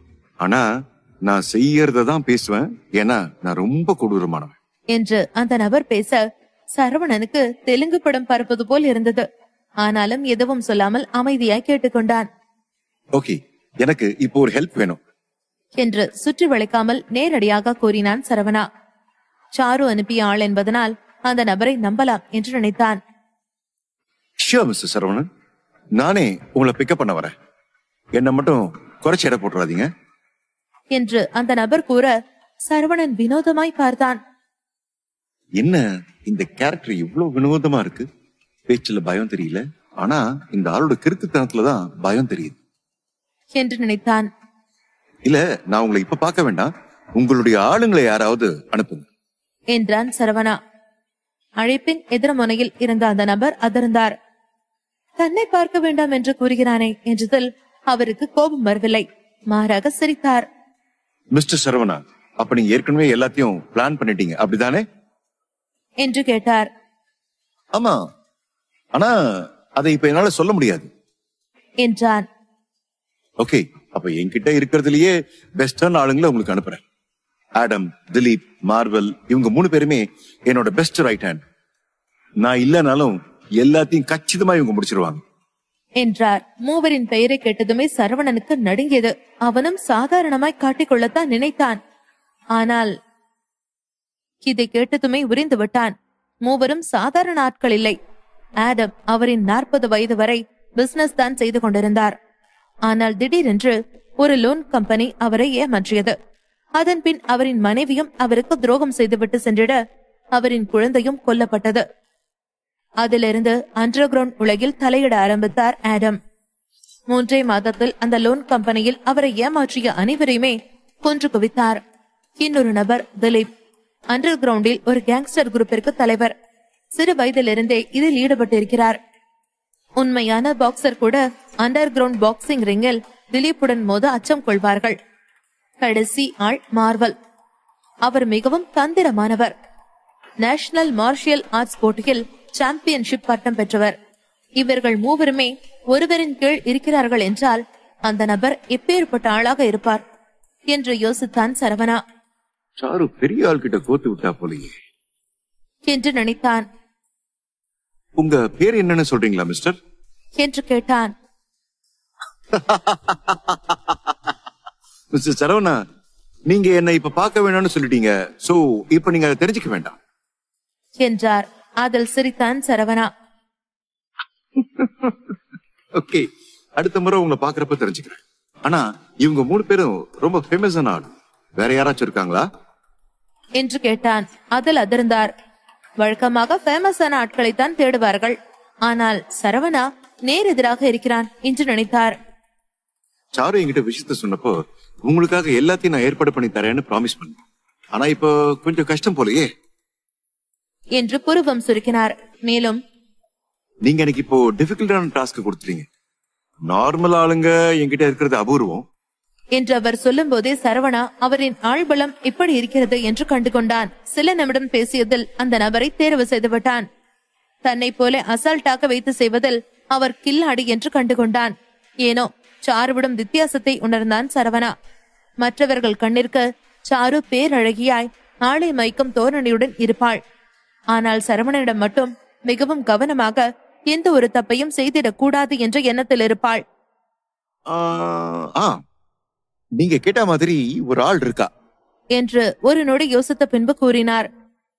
அவ வேதா, சண்டை போடுறதுல கில்லாடி. ஆனா அவகிட்ட கொஞ்சம் பேர் தான் இருக்காங்க என்றார். அப்போ அவதான் வேணும் என்றான் சரவணா. ஓகே, நான் இப்பவே வேதாவுக்கு கால் பண்ணி உங்களை பார்க்க சொல்றேன். ஆனா வேதாவுக்கு சட்டுன்னு கோவம் வரும். உங்களை அவ எதுவும் எதிர்த்து பேசினாலும் இல்ல மதிக்காம இருந்தாலும் என்கிட்ட உடனே சொல்லுங்க என்றார். இட்ஸ் ஓகே, சாதாரண பொண்ணு தானே, நான் ஹேண்டில் பண்ணிக்குவேன் என்றான். சரிதான், ஆனா ஞாபகம் வச்சுக்கோங்க, அவ மத்த பொண்ணுங்க மாதிரி இல்ல என்று கூறி சரவணனுக்கு ஒரு அட்ரஸை அனுப்பிவிட்டு அழைப்பை துண்டித்தார். அது ஒரு கிளப். சரவணன் இதுவரை மிக்சர் கிளப்பிற்கு சென்றதில்லை. அங்க நிறைய அத்லெட்டிக்ஸ் செலிபிரிட்டிஸ் என்று நிறைய பேர் வருவார்கள். ஜோஷ் டவுனின் மேல் வர்க்கத்தில் இருப்பவர்கள் வந்து செல்லும் பாரத. டாக்ஸி பிடித்து சரவணன் அங்கு செல்ல வாசலிலேயே செக்யூரிட்டி கார்டு அவனை தடுத்தார். நான் இங்க ஒருத்தர் பார்க்க வந்தேன் என்றான். அவன் பேசிய நபர் அங்கு சென்றதுமே நேரடியாக வேதாவை பார்க்க வந்ததாக கூறுமாறு சொல்லியிருந்தார். அந்த செக்யூரிட்டி கார்டு சரவணனை கூர்மையாய் பார்த்தான். அவனுக்கு வேதாதான் பாஸ். அதுவும் இல்லாமல் நிறைய பணக்கார பசங்கள் அவளை பார்க்க இங்கு வருவதுண்டு. அவளுக்காகவே இங்கு வேலை பார்க்க கூட தயாராக இருக்கிறார்கள். ஏன் கூட வா என்று அந்த செக்யூரிட்டி கார்டு சரவணனை அழைத்துச் சென்றான். இது உள்ள லாஸ்ட்ல இருக்கிற பிரைவேட் ரூம்ல தான் அவங்க இருப்பாங்க என்று கை காட்டினான் செக்யூரிட்டி கார்டு. வழக்கம் போல அந்த பார் குதூகலத்துடன் இருந்தது. ஒவ்வொரு பிரைவேட் ரூமிலும் ஒவ்வொரு காட்சி ஓடிக்கொண்டிருந்தது. சரவணன் அவற்றில் கவனம் செலுத்தாமல் தானியல் குடும்பத்தை அழிக்கும் எண்ணத்தோடு அதனின் திட்டத்தை செயல்படுத்த அந்த கடைசி ரூமை நோக்கி நடந்தான். அதில் ஒரே ஒரு பெண் தான் சோஃபாவில் அமர்ந்திருந்தாள். ஒரு கையில் சிகரெட்டும் மறு கையில் எதையோ சாப்பிடுவதற்கும் வைத்திருந்தாள். அவள்தான் வேதா என்று கண்டுகொண்டான் சரவணா. முடியை பாய்கட் போல வெட்டியிருந்தவள் லெதர் பேண்ட் அணிந்து மேலே கருப்பு நிற பனியன் அணிந்திருந்தாள். அவளின் கை, கழுத்து, கால் என்று சில இடங்களில் டாட்டூ குத்தியிருந்தாள். யார் சொல்லி நீங்க வந்த என்று எடுத்ததுமே கேட்டாள் வேதா. யாருக்கும் அடங்காதது போல் இருந்தது அவளின் பார்வையும் தோரணையும். எனக்கு தெரியல, அவரு பேரை சொல்லல என்று தோலை குளிக்கினான் சரவணா. நேராக சென்று அவள் எதிரே கால் மேல் கால் போட்டு அமர்ந்து கொண்டான். உன்னை இங்க அனுப்பினது யாருன்னு உனக்கே தெரியல, ஆனாலும் நீ என்ன இங்க பாக்குறதுக்கு வந்திருக்க. எவ்வளவு தைரியம் இருக்கணும் உனக்கு என்று இறுகிய முகத்துடன் கேட்டாள். நான் ஒரு மேன், நான் ஏன் வேற ஒருத்தர் பார்க்க வர பயப்படணும் என்று லேசாய் புன்னகைத்தபடியே கூறினான் சரவணா. மேஜையில் பழங்கள் இருக்க ஒரு ஆப்பிளை சாப்பிட எடுத்தான். அது நான் உனக்கு கட் பண்ணி தரேன் என்றாள். ரொம்ப நல்லது என்றான் சரவணா. அதன் பின் வேதா எதுவுமே சொல்லாமல் எழுந்து நின்றாள். சரவணா அவளை பார்வையாலேயே எடை போட்டுக் கொண்டிருந்தான். அவன் தன் மீது சந்தேகம் கொள்கிறான் என்று நினைக்கையிலேயே அவளுக்கு ஆத்திரம் வந்தது. அவள் சரவணனை நோக்கி வருகையிலேயே கையிலிருந்து விசித்திரமான ஒரு சத்தம் கேட்டது. அவளின் கையுறையிலிருந்து ஒரு கத்தியை கண்ணிமைக்கும் நேரத்தில் உருவினாள் வேதா. காற்றில் கத்தியை சுழற்றி அதில் அவள் விளையாட விக்ரமை போல் அவளும் ப்ரொஃபஷனல் கில்லர் என்று நினைத்தான் சரவணா. சட்டென்று சரவணன் அமர்ந்திருக்கும் இடத்திற்கு வந்து அவனை குத்த வர வெடுக்கென்று எழுந்தான் சரவணா. அதில் அவன் அமர்ந்திருந்த சோஃபாவில் குத்தி இருந்தாள் வேதா. எவ்வளவு தைரியம் இருந்தா என்ன பார்க்க வந்திருப்ப? பொண்ணுதானே, என்னால என்ன பண்ண முடியும்னு நினைச்சிட்டு சாதாரணமா வந்துட்டியா நீ? என்ன சாதாரணமா நினைச்சு ரொம்ப பெரிய தப்பு பண்ணிட்ட என்று கூறி சரவணன் முகத்தில் குத்த கையை ஓங்கினாள் வேதா. வெறும் 20 சென்டிமீட்டர் தொலைவில் அவள் கையை வளைத்து பிடித்து தடுத்தான் சரவணா. அவனிடம் இந்த வேகத்தை அவள் எதிர்பார்க்கவில்லை. ஓ, பின்புத்தின்னு ஏன் தெரியுமா சொல்லுவாங்க? இப்படி அவசர புத்தியா இருக்கல்ல, அதனாலதான் என்றான் சரவணா. உன்னை என்ன பண்றேன் பாரு என்று கூறியவள் வளைந்து திரும்பி அவளின் கையை விடுவித்து சரவணனின் அடி வயிற்றிலேயே குத்த பார்த்தாள் வேதா. எதிரில் பேசுபவர் யார் என்று சரவணனுக்கு தெரியாது. அவ்வளவு எளிதாய் யாரையும் மறப்பவனும் அல்ல. எனக்கு யாருன்னே தெரியாது என்று அவர் சிரித்துக் கொண்டு கூற பேச்சற்று நின்றான் சரவணா. யாருன்னே தெரியாம தான் என் கூட பல வருஷமா பழக்கத்துல இருந்த மாதிரி பேசினியா நீ என்பது போல் மனதில் நினைத்தான் சரவணா. அதான் நம்ம எல்லாம் கூடிய சீக்கிரமே தெரிஞ்சுக்க போறோம். அப்புறம் என்ன, சாரு சொன்னா உன்னை பாத்துக்கிறதுக்கு டைம் இல்லையா? இங்க ஜோஸ்டவுன்ல உனக்கு என்ன பிரச்சனைனாலும் என்கிட்ட சொல்லு, நானே உங்களை கொன்னு தலைய உங்ககிட்ட கொடுக்கறேன். நீ கவலையப்பட வேண்டாம். நான் இந்த மாதிரி அதிகமா பேசுவேன், எனக்கு இது ரொம்ப பிடிக்கும். ஆனா நான் செய்யறதான் பேசுவேன், ஏன்னா நான் ரொம்ப கொடூரமானவன் என்று அந்த நபர் பேச சரவணனுக்கு தெலுங்கு படம் பார்ப்பது போல் இருந்தது. ஆனாலும் எதுவும் சொல்லாமல் அமைதியாய் கேட்டுக்கொண்டான். ஓகே, எனக்கு இப்போ ஒரு ஹெல்ப் வேணும் என்று சுற்றி வளைக்காமல் நேரடியாக கூறினான் சரவணா. சாரு அனுப்பிய ஆள் என்பதனால் அந்த நபரை நம்பலாம் என்று நினைத்தான். ஷியோர் மிஸ்டர் சரவணன், நானே உங்களை பிக்கப் பண்ண வரேன். என்ன மட்டும் குறைச்சி எடை போட்டுறாதீங்க என்று அந்த நபர் கூற சரவணன் வினோதமாய் பார்த்தான். என்ன இந்த கேரக்டர் இவ்வளவு வினோதமா இருக்கு? பேச்சுல பயம் தெரியல, ஆனா இந்த ஆளோட கிறுக்குத்தனத்துலதான் பயம் தெரியுது என்று நினைத்தான். இல்ல, நான் உங்களை இப்ப பார்க்க வேண்டாம், உங்களுடைய ஆளுங்களை யாராவது அனுப்புங்க என்றான் சரவணா. அழைப்பின் எதிர்முனையில் இருந்த அந்த நபர் அதிர்ந்தார். தன்னை பார்க்க வேண்டாம் என்று கூறுகிறானே என்றதில் அவருக்கு கோபம் வரவில்லை, மாறாக சிரித்தார். மிஸ்டர் சரவணா, அப்ப நீங்க ஏற்கனவே எல்லாத்தையும் பிளான் பண்ணிட்டீங்க அப்படிதானே என்று கேட்டார். ஆமா, ஆனா அதை இப்ப என்னால சொல்ல முடியாது என்றான். ஓகே, அப்ப என்கிட்ட இருக்கிறதுலயே பெஸ்டான ஆளுங்களை உங்களுக்கு அனுப்புறேன். ஆடம், திலீப், மார்வல், இவங்க 3 பேருமே என்னோட பெஸ்ட் ரைட் ஹேண்ட். நான் இல்லனாலும் எல்லாத்தையும் கச்சிதமா இவங்க முடிச்சிருவாங்க என்றார். மூவரின் பெயரை கேட்டதுமே சரவணனுக்கு நடுங்கியது. அவனும் சாதாரணமாய் காட்டிக்கொள்ளத்தான் நினைத்தான். ஆனால் இதை கேட்டதுமே உரிந்து விட்டான். மூவரும் சாதாரண ஆட்கள் இல்லை. ஆடம் அவரின் 40 வயது வரை பிசினஸ் தான் செய்து கொண்டிருந்தார். ஆனால் திடீரென்று ஒரு லோன் கம்பெனி அவரை ஏமாற்றியது. அதன் பின் அவரின் மனைவியும் அவருக்கு துரோகம் செய்துவிட்டு சென்றிட அவரின் குழந்தையும் கொல்லப்பட்டது. அதிலிருந்து அண்டர் கிரவுண்ட் உலகில் தலையிட ஆரம்பித்தார் ஆடம். 3 மாதத்தில் அந்த லோன் கம்பெனியில் அவரை ஏமாற்றிய அனைவரையுமே கொன்று குவித்தார்.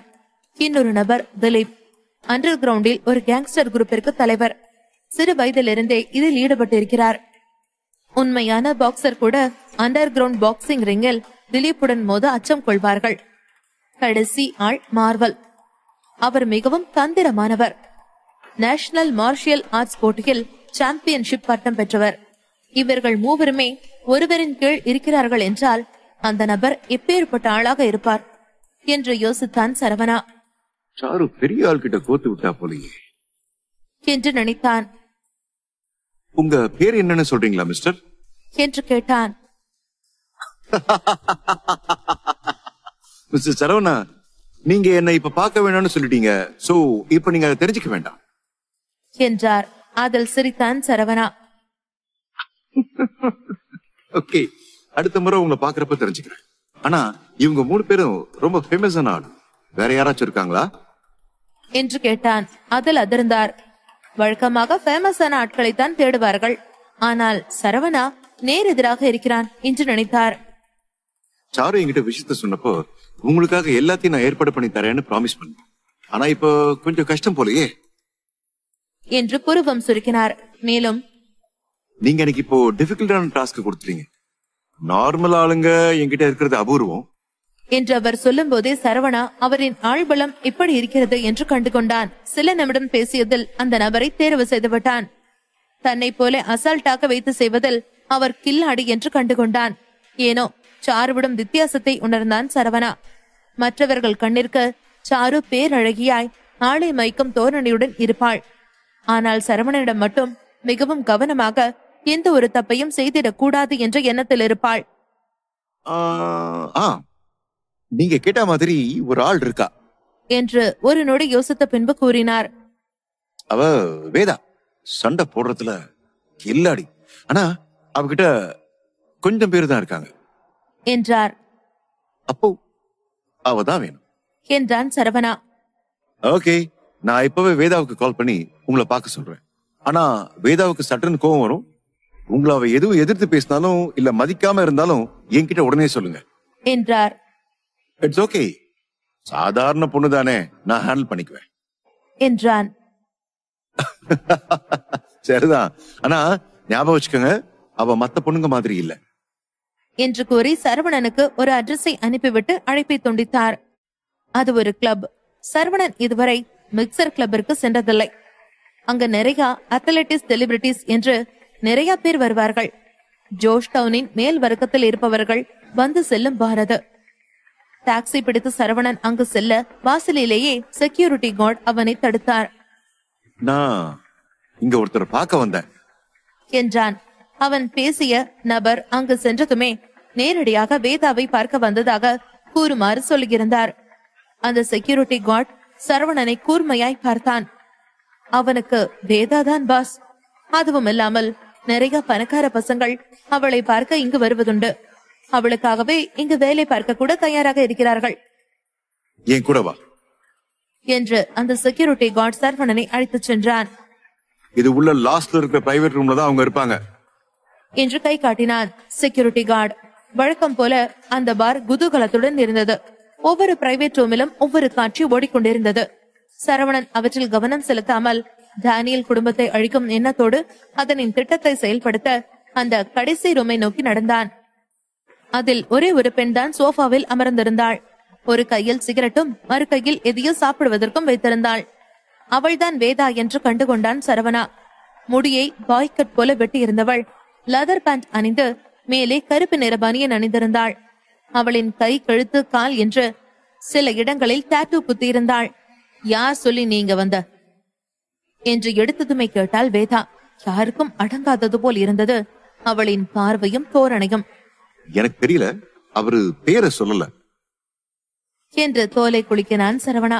நேராக சென்று அவள் எதிரே கால் மேல் கால் போட்டு அமர்ந்து கொண்டான். உன்னை இங்க அனுப்பினது யாருன்னு உனக்கே தெரியல, ஆனாலும் நீ என்ன இங்க பாக்குறதுக்கு வந்திருக்க. எவ்வளவு தைரியம் இருக்கணும் உனக்கு என்று இறுகிய முகத்துடன் கேட்டாள். நான் ஒரு மேன், நான் ஏன் வேற ஒருத்தர் பார்க்க வர பயப்படணும் என்று லேசாய் புன்னகைத்தபடியே கூறினான் சரவணா. மேஜையில் பழங்கள் இருக்க ஒரு ஆப்பிளை சாப்பிட எடுத்தான். அது நான் உனக்கு கட் பண்ணி தரேன் என்றாள். ரொம்ப நல்லது என்றான் சரவணா. அதன் பின் வேதா எதுவுமே சொல்லாமல் எழுந்து நின்றாள். சரவணா அவளை பார்வையாலேயே எடை போட்டுக் கொண்டிருந்தான். அவன் தன் மீது சந்தேகம் கொள்கிறான் என்று நினைக்கையிலேயே அவளுக்கு ஆத்திரம் வந்தது. அவள் சரவணனை நோக்கி வருகையிலேயே கையில் இருந்து விசித்திரமான ஒரு சத்தம் கேட்டது. அவளின் கையுறையிலிருந்து ஒரு கத்தியை கண்ணிமைக்கும் நேரத்தில் உருவினாள் வேதா. காற்றில் கத்தியை சுழற்றி அதில் அவள் விளையாட விக்ரமை போல் அவளும் ப்ரொஃபஷனல் கில்லர் என்று நினைத்தான் சரவணா. சட்டென்று சரவணன் அமர்ந்திருக்கும் இடத்திற்கு வந்து அவனை குத்த வர வெடுக்கென்று எழுந்தான் சரவணா. அதில் அவன் அமர்ந்திருந்த சோஃபாவில் குத்தி இருந்தாள் வேதா. எவ்வளவு தைரியம் இருந்தா என்ன பார்க்க வந்திருப்ப? பொண்ணுதானே, என்னால என்ன பண்ண முடியும்னு நினைச்சிட்டு சாதாரணமா வந்துட்டியா நீ?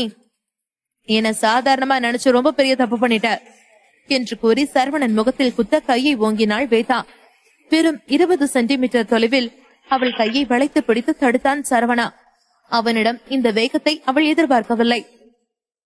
ஓ, பெண் புத்தி பின் புத்தின்னு ஏன் தெரியுமா சொல்லுவாங்க? இப்படி அவசர புத்தியா இருக்கல்ல, அதனாலதான் என்றான் சரவணா. உன்னை என்ன பண்றேன் பாரு என்று கூறியவள் வளைந்து திரும்பி அவளின் கையை பிடிப்பித்து சரவணனின் அடி வயிற்றிலேயே குத்த பார்த்தாள் வேதா. ஜாக்கின் நாட்கள் மிகவும் வெறித்தனமாக சுற்றி கொண்டிருந்தார்கள். ஜாக்குக்காகவும் டேனியல் ஃபேமிலிக்காகவும் பழி வாங்க துடித்துக் கொண்டிருந்தார்கள். அவர்கள் பல வருடங்களாக டேனியல் ஃபேமிலியோடு இருக்கிறார்கள். அவர்களுக்கு டேனியல் ஃபேமிலி மிக அதிகமான வசதிகள் எல்லாம் செய்து கொடுத்திருக்கின்றனர். அந்த நன்றிக்காகவே அவர்கள் டேனியல் ஃபேமிலியின் இன்ப துன்பம் அனைத்திலும் பங்கெடுத்துக் கொள்வார்கள். காரில் இருந்து இறங்கியதும் அவர்களை சுற்றி இருந்தவர்களில் பெரும்பாலானவர்கள் யூனிஃபார்மில் இருக்கும் லா என்போர்ஸ்மெண்ட் ஆபீசர்கள் என்று தெரிந்து கொண்டார்கள். அவர்களை கண்டதும் எல்லோரும் அடுத்த அடி முன்னால் வைக்க தயங்கிக் கொண்டிருந்தார்கள். அதை பார்த்ததும் ஜாக் உடனே, அவங்க எனக்கு தெரியாதுன்னு நினைச்சிட்டு இருக்காங்க. யூனிஃபார்ம்ல இருக்கிறவங்க ஒருத்தனை விடாம கொண்டு போடுங்க. பயப்படாதீங்க, எல்லாம் போலி ஆபீசர்ஸ் தான், நமக்கான செட்டப் என்று சொன்னான். அதை கேட்டதும் எல்லோரது பயமும் ஓடி போனது. ஜாக் லேசாக சிரித்துக் கொண்டு, என்னோடவே விளையாட நினைச்சல சரவணா, அதனோட விளைவு எப்படி இருக்கும்னு காட்டுறேன் பார் என்று சொல்லிக் கொண்டான். ஜாக்கின் பேச்சை கேட்டதும் எல்லோரும் மிகுந்த தைரியத்துடன் சீறி பாய்ந்தார்கள். அப்போது அவன் மறுபடியும், இன்னைக்கு ஏலத்துல கலந்து கொண்ட எல்லாருக்கும் டபுள் சேலரி. ஒருத்தனை உயிரோட கூட்டிட்டு வந்தா அந்த ஆளுக்கு டேனியல் ஃபேமிலியோட ஒரு உயர்ந்த பதவி கொடுக்கப்படும் என்று கத்தினான். அதை கேட்டதும் எல்லோருக்கும் இன்னும் உற்சாகமாக இருந்தது. அங்கே இருக்கும் பலர் சிறு வயதிலிருந்தே மார்ஷியல் ஆர்ட்ஸ் கற்றுக்கொண்டிருப்பவர்கள். ஆனால் அதை யூஸ் பண்ணி பெயர் எடுக்கும் அளவிற்கு எந்த ஒரு வாய்ப்பும் வந்ததில்லை. அதனால் இன்றைய இந்த வாய்ப்பை முழுமையாக பயன்படுத்திக் கொள்ள வேண்டும் என்று யோசித்தார்கள். அதே நேரத்தில் அங்கே கூட்டத்திற்கு நடுவே நின்று கொண்டிருந்தான் சரவணன். அவனுக்கு முன்னால் நின்று கொண்டிருந்தார் மோஹித். மோஹித் அவர்களை நோக்கி ஓடி வந்து கொண்டிருந்தவர்களை பார்த்து, யார் இவங்கெல்லாம் என்று கேட்டார். அவர்கள் எல்லோரும் கேங்ஸ்டர்களை விட மிகவும் கொடியவராக இருந்தார்கள். அவர்கள் யாரும் டார்கெட் இல்லாமல் யாரையும் தாக்கவில்லை. நேராக சரவணனை குறிவைத்துதான் ஓடி வந்தார்கள். மோஹித்துக்கு உடனே அது புரிந்துவிட்டது. உடனே சரவணனின் பக்கம் திரும்பி, நீங்க கவலைப்படாதீங்க, அதுதான் நான் இன்னைக்கு இந்த மிஷன்ல வந்திருக்கேன்ல, உங்களுக்கு எதுவும் ஆக விட மாட்டேன் என்று சொன்னார். மோஹித் சரவணனுக்கு முன்னால் மிகவும் கம்பீரமாக நின்று கொண்டிருந்தான். அவரது தோற்றம் மிகவும் ஒரு பவர்ஃபுல்லான சக்தியை வெளிவிட்டுக் கொண்டிருந்தது. அதை பார்க்கும்போது நல்லதின் சக்தி தீயதின் சக்தியை ஒழித்துவிடும் என்ற வாசகம்தான் பொருத்தமாக இருக்கும் போல தோன்றியது. சரவணனுக்கு அதை பார்த்ததும் கொஞ்சம் சங்கடமாக இருந்தது. அவனுக்கு மோஹித்தை அடிவாங்க வைப்பது கொஞ்சம் கூட நல்லதல்ல என யோசித்தான். மோஹித் பாய்ந்து முன்னேறி போக பார்க்கையில் உடனே அவரது கையை பிடித்து இழுத்தான். உடனே அவன் முன்னாடி போய் நின்று கொண்டான். அதை பார்த்ததும் மோஹித்துக்கு அதிர்ச்சியாக இருந்தது. அவர் சரவணனிடம் என்று கேட்டார். அதற்கு சரவணன் அவனது கோட்டை கழற்றி வீசிவிட்டு, இத நான் பாத்துக்கிறேன், நீங்க சப்போர்ட்டுக்கு ஆள் கூப்பிட்டுக்குங்க என்று சொன்னான். சொல்லிவிட்டு சண்டைக்கு ரெடியாக நின்றான். அவன் கையை அசைக்க அவனது ஷோல்டர் அசைந்ததில் அவனது மசில்ஸ் அனைத்தும் மிகவும் பக்காவாக தெரிய தொடங்கியது. அதை பார்த்து மோஹித் புருவத்தை உயர்த்தினார். பின் உடனே சரவணன் சொன்னது போல போனை எடுத்து கால் ஒன்றை எடுத்தார். ஸ்டேடியம் ஏரியாவுல போலீஸ் ஆபீசர்ஸ் மேல ஒரு தாக்குதல் நடந்துட்டு இருக்கு. கோப்புக்கு ஆட்கள் வேணும், ஒரு முக்கியமான ஆளை பாதுகாக்க வேண்டியிருக்கு, இது ஹையஸ்ட் லெவல் எமர்ஜென்சி என்று சொன்னார். மோஹித் சொன்னதை கேட்டதும் காலை அட்டன் பண்ணியவர் உடனே எல்லோருக்கும் செய்தியை பாஸ் செய்தார். அடுத்த சில நொடிகளில் மொத்த சிட்டியிலும் சைரன் நொடிகள் மட்டும்தான் கேட்டுக்கொண்டிருந்தன. ஆனால் இது பற்றி இன்னும் ஜாக்குக்கு தெரியாது. அப்படி தெரிந்தாலும் கூட அவர்கள் அவனை பிடிக்கத்தான் வருகிறார்கள் என்று யோசிக்க மாட்டான். அவன் இப்போது சரவணனுடன் இருக்கும் படையுடன் சண்டை போடுவது போலீசின் மரியாதையை காப்பதாகத்தான் இருக்கும். ஏனென்றால் அவனை பொறுத்த வரைக்கும் மோஹித்தின் டீம் போலி ஆபீசர்கள் தான். ஜாக் எல்லோரையும் சீக்கிரத்தில் முடித்து கட்டுவதற்காக டேனியல் ஃபேமிலிக்கு கால் செய்தான். ஹலோ, ஸ்டேடியம் ஏரியாவுக்கு 200 பேரை உடனடியாக அனுப்புங்க. என்னது 200 பேரா? ஏன், உனக்கு நான் சொன்னது புரியலையா? இல்லன்னா நான் இனிமே டேனியல் ஃபேமிலியோட மாஸ்டர் இல்லையா? அது இல்ல சார், இப்ப ஃபேமிலிக்கு ரொம்ப முக்கியமான நேரம் சொல்லி உங்க அப்பா எந்த ஒரு அடிதடியிலும் இறங்க வேணாம்னு சொல்லி இருக்காரு. ஏய், எனக்கு எதை பத்தியும் கவலை இல்ல, நீ மட்டும் இப்ப 200 பேரை அனுப்பலன்னு வையேன், உன்னை சவக்குழிக்கு அனுப்பிடுவேன் என்று மிரட்டிவிட்டு போனை வைத்தான் ஜாக். சரவணன் அவனை நோக்கி வருபவர்களை முடிந்த அளவு தடுத்து நிறுத்தி கொண்டிருந்தான். ஆனால் டேனியல் ஃபேமிலியின் ஆட்கள் மிகவும் சக்தி வாய்ந்தவர்களாக இருந்தார்கள். சமாளித்துக் கொள்வது மிகவும் கஷ்டமாகத்தான் இருந்தது. அது மட்டுமில்லாமல் இன்னும் ஆட்கள் வேறு வந்து கொண்டிருந்தார்கள். அதை பார்த்த மோஹித், சாரி சார், எங்க ஆளுங்க வர அரை மணி நேரத்தை தாண்டும், நான் ஆரம்பத்துல 50 பேர் போதுமா இருக்கும்னு தான் நினைச்சேன் என்று சொன்னார். அதற்கு சரவணன் தலையை ஆட்டிவிட்டு, பரவாயில்ல என்றான். சொல்லிவிட்டு கொஞ்சம் திரும்பி பார்த்தான். அங்கே வேதா நின்று கொண்டிருந்தாள். கையில் நீண்ட ஒல்லி சிகரெட்டை பிடித்துக் கொண்டு கூலாக நின்று கொண்டிருந்தாள். எல்லோரும் சரவணனை தாக்கிக் கொண்டிருப்பதை பார்த்த வேதா, அவனுக்கு இது நல்லா வேணும் என்று சொல்லிக் கொண்டாள். அப்போது அவளுக்கு பக்கத்தில் இருந்த ஒருத்தன், யாரு மேடம் அது என்று கேட்டான். அவன் ஒரு பைத்தியம் என்று சிம்பிளாக முடித்து விட்டாள் வேதா. ஏனோ அவளது பதிலில் ஏதோ ஒரு வித்தியாசத்தை உணர்ந்தான் அந்த பார்டெண்டர். அது சரி மேடம், நாம எதுக்கு ஒரு பைத்தியத்தோட சொல்ல கேட்கணும்? அதை கேட்டதும் வேதாவிற்கு தர்ம சங்கடமாகிவிட்டது. அவளுக்கு நடந்த உண்மையை அவளது ஆளிடம் சொல்ல முடியவில்லை. உடனே அவரை பார்த்து கோபத்துடன், போய் வேலையை பாருங்க, எதை சொன்னனோ அதை மட்டும் செஞ்சா போதும் என்று சொன்னாள். அதை கேட்டதும் தலையை சொரிந்து கொண்டே என்று நினைத்துக் கொண்டே சென்றார் அவர். வேதா சுற்றி பார்த்த நேரத்தில் அங்கே மக்களும் மீடியாவும் சூழ்ந்திருந்தார்கள். அதை பார்த்ததும் அவளுக்கு சரவணனை நினைத்து வருத்தமாகத்தான் இருந்தது. ஜாக் கூப்பிட்டிருந்த மற்ற ஆட்களும் வந்து சேர்ந்திருந்தார்கள். அதை பார்த்ததும் காலில் இருந்த வலியை பொறுத்து கொண்டு மெதுவாக எழுந்து நின்றான். பக்கத்தில் இருந்த இரும்பு ரோடை எடுத்துக்கொண்டு சரவணனின் முன்னாடி போனான்.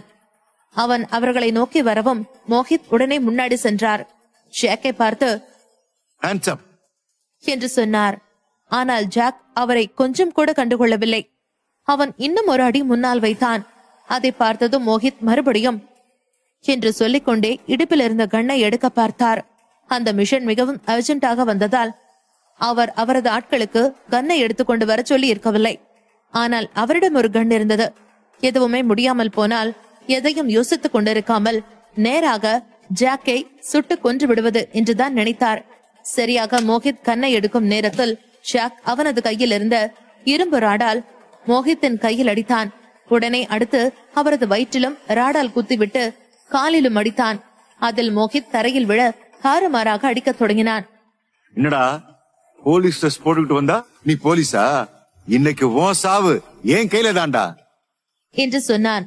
ஏய், என் பேரு மோஹித், நான் ஸ்பெஷல் லா என்ஃபோர்ஸ்மெண்ட் ஆபீசர்டா என்று சொன்னார் மோஹித். அதை கேட்டதும் சிரித்த ஜாக், என்கிட்டயே நடிப்பா என்று கேட்டுவிட்டு மீண்டும் அடிக்க பார்த்தான். ஆனால் மோஹித் அதற்குள் அவரது பேஜை எடுத்து காட்டினார். அதை பார்த்து அதிர்ச்சியான ஜாக் அப்படியே அவரது ரத்தம் தோய்ந்த முகத்தை பார்த்தான்.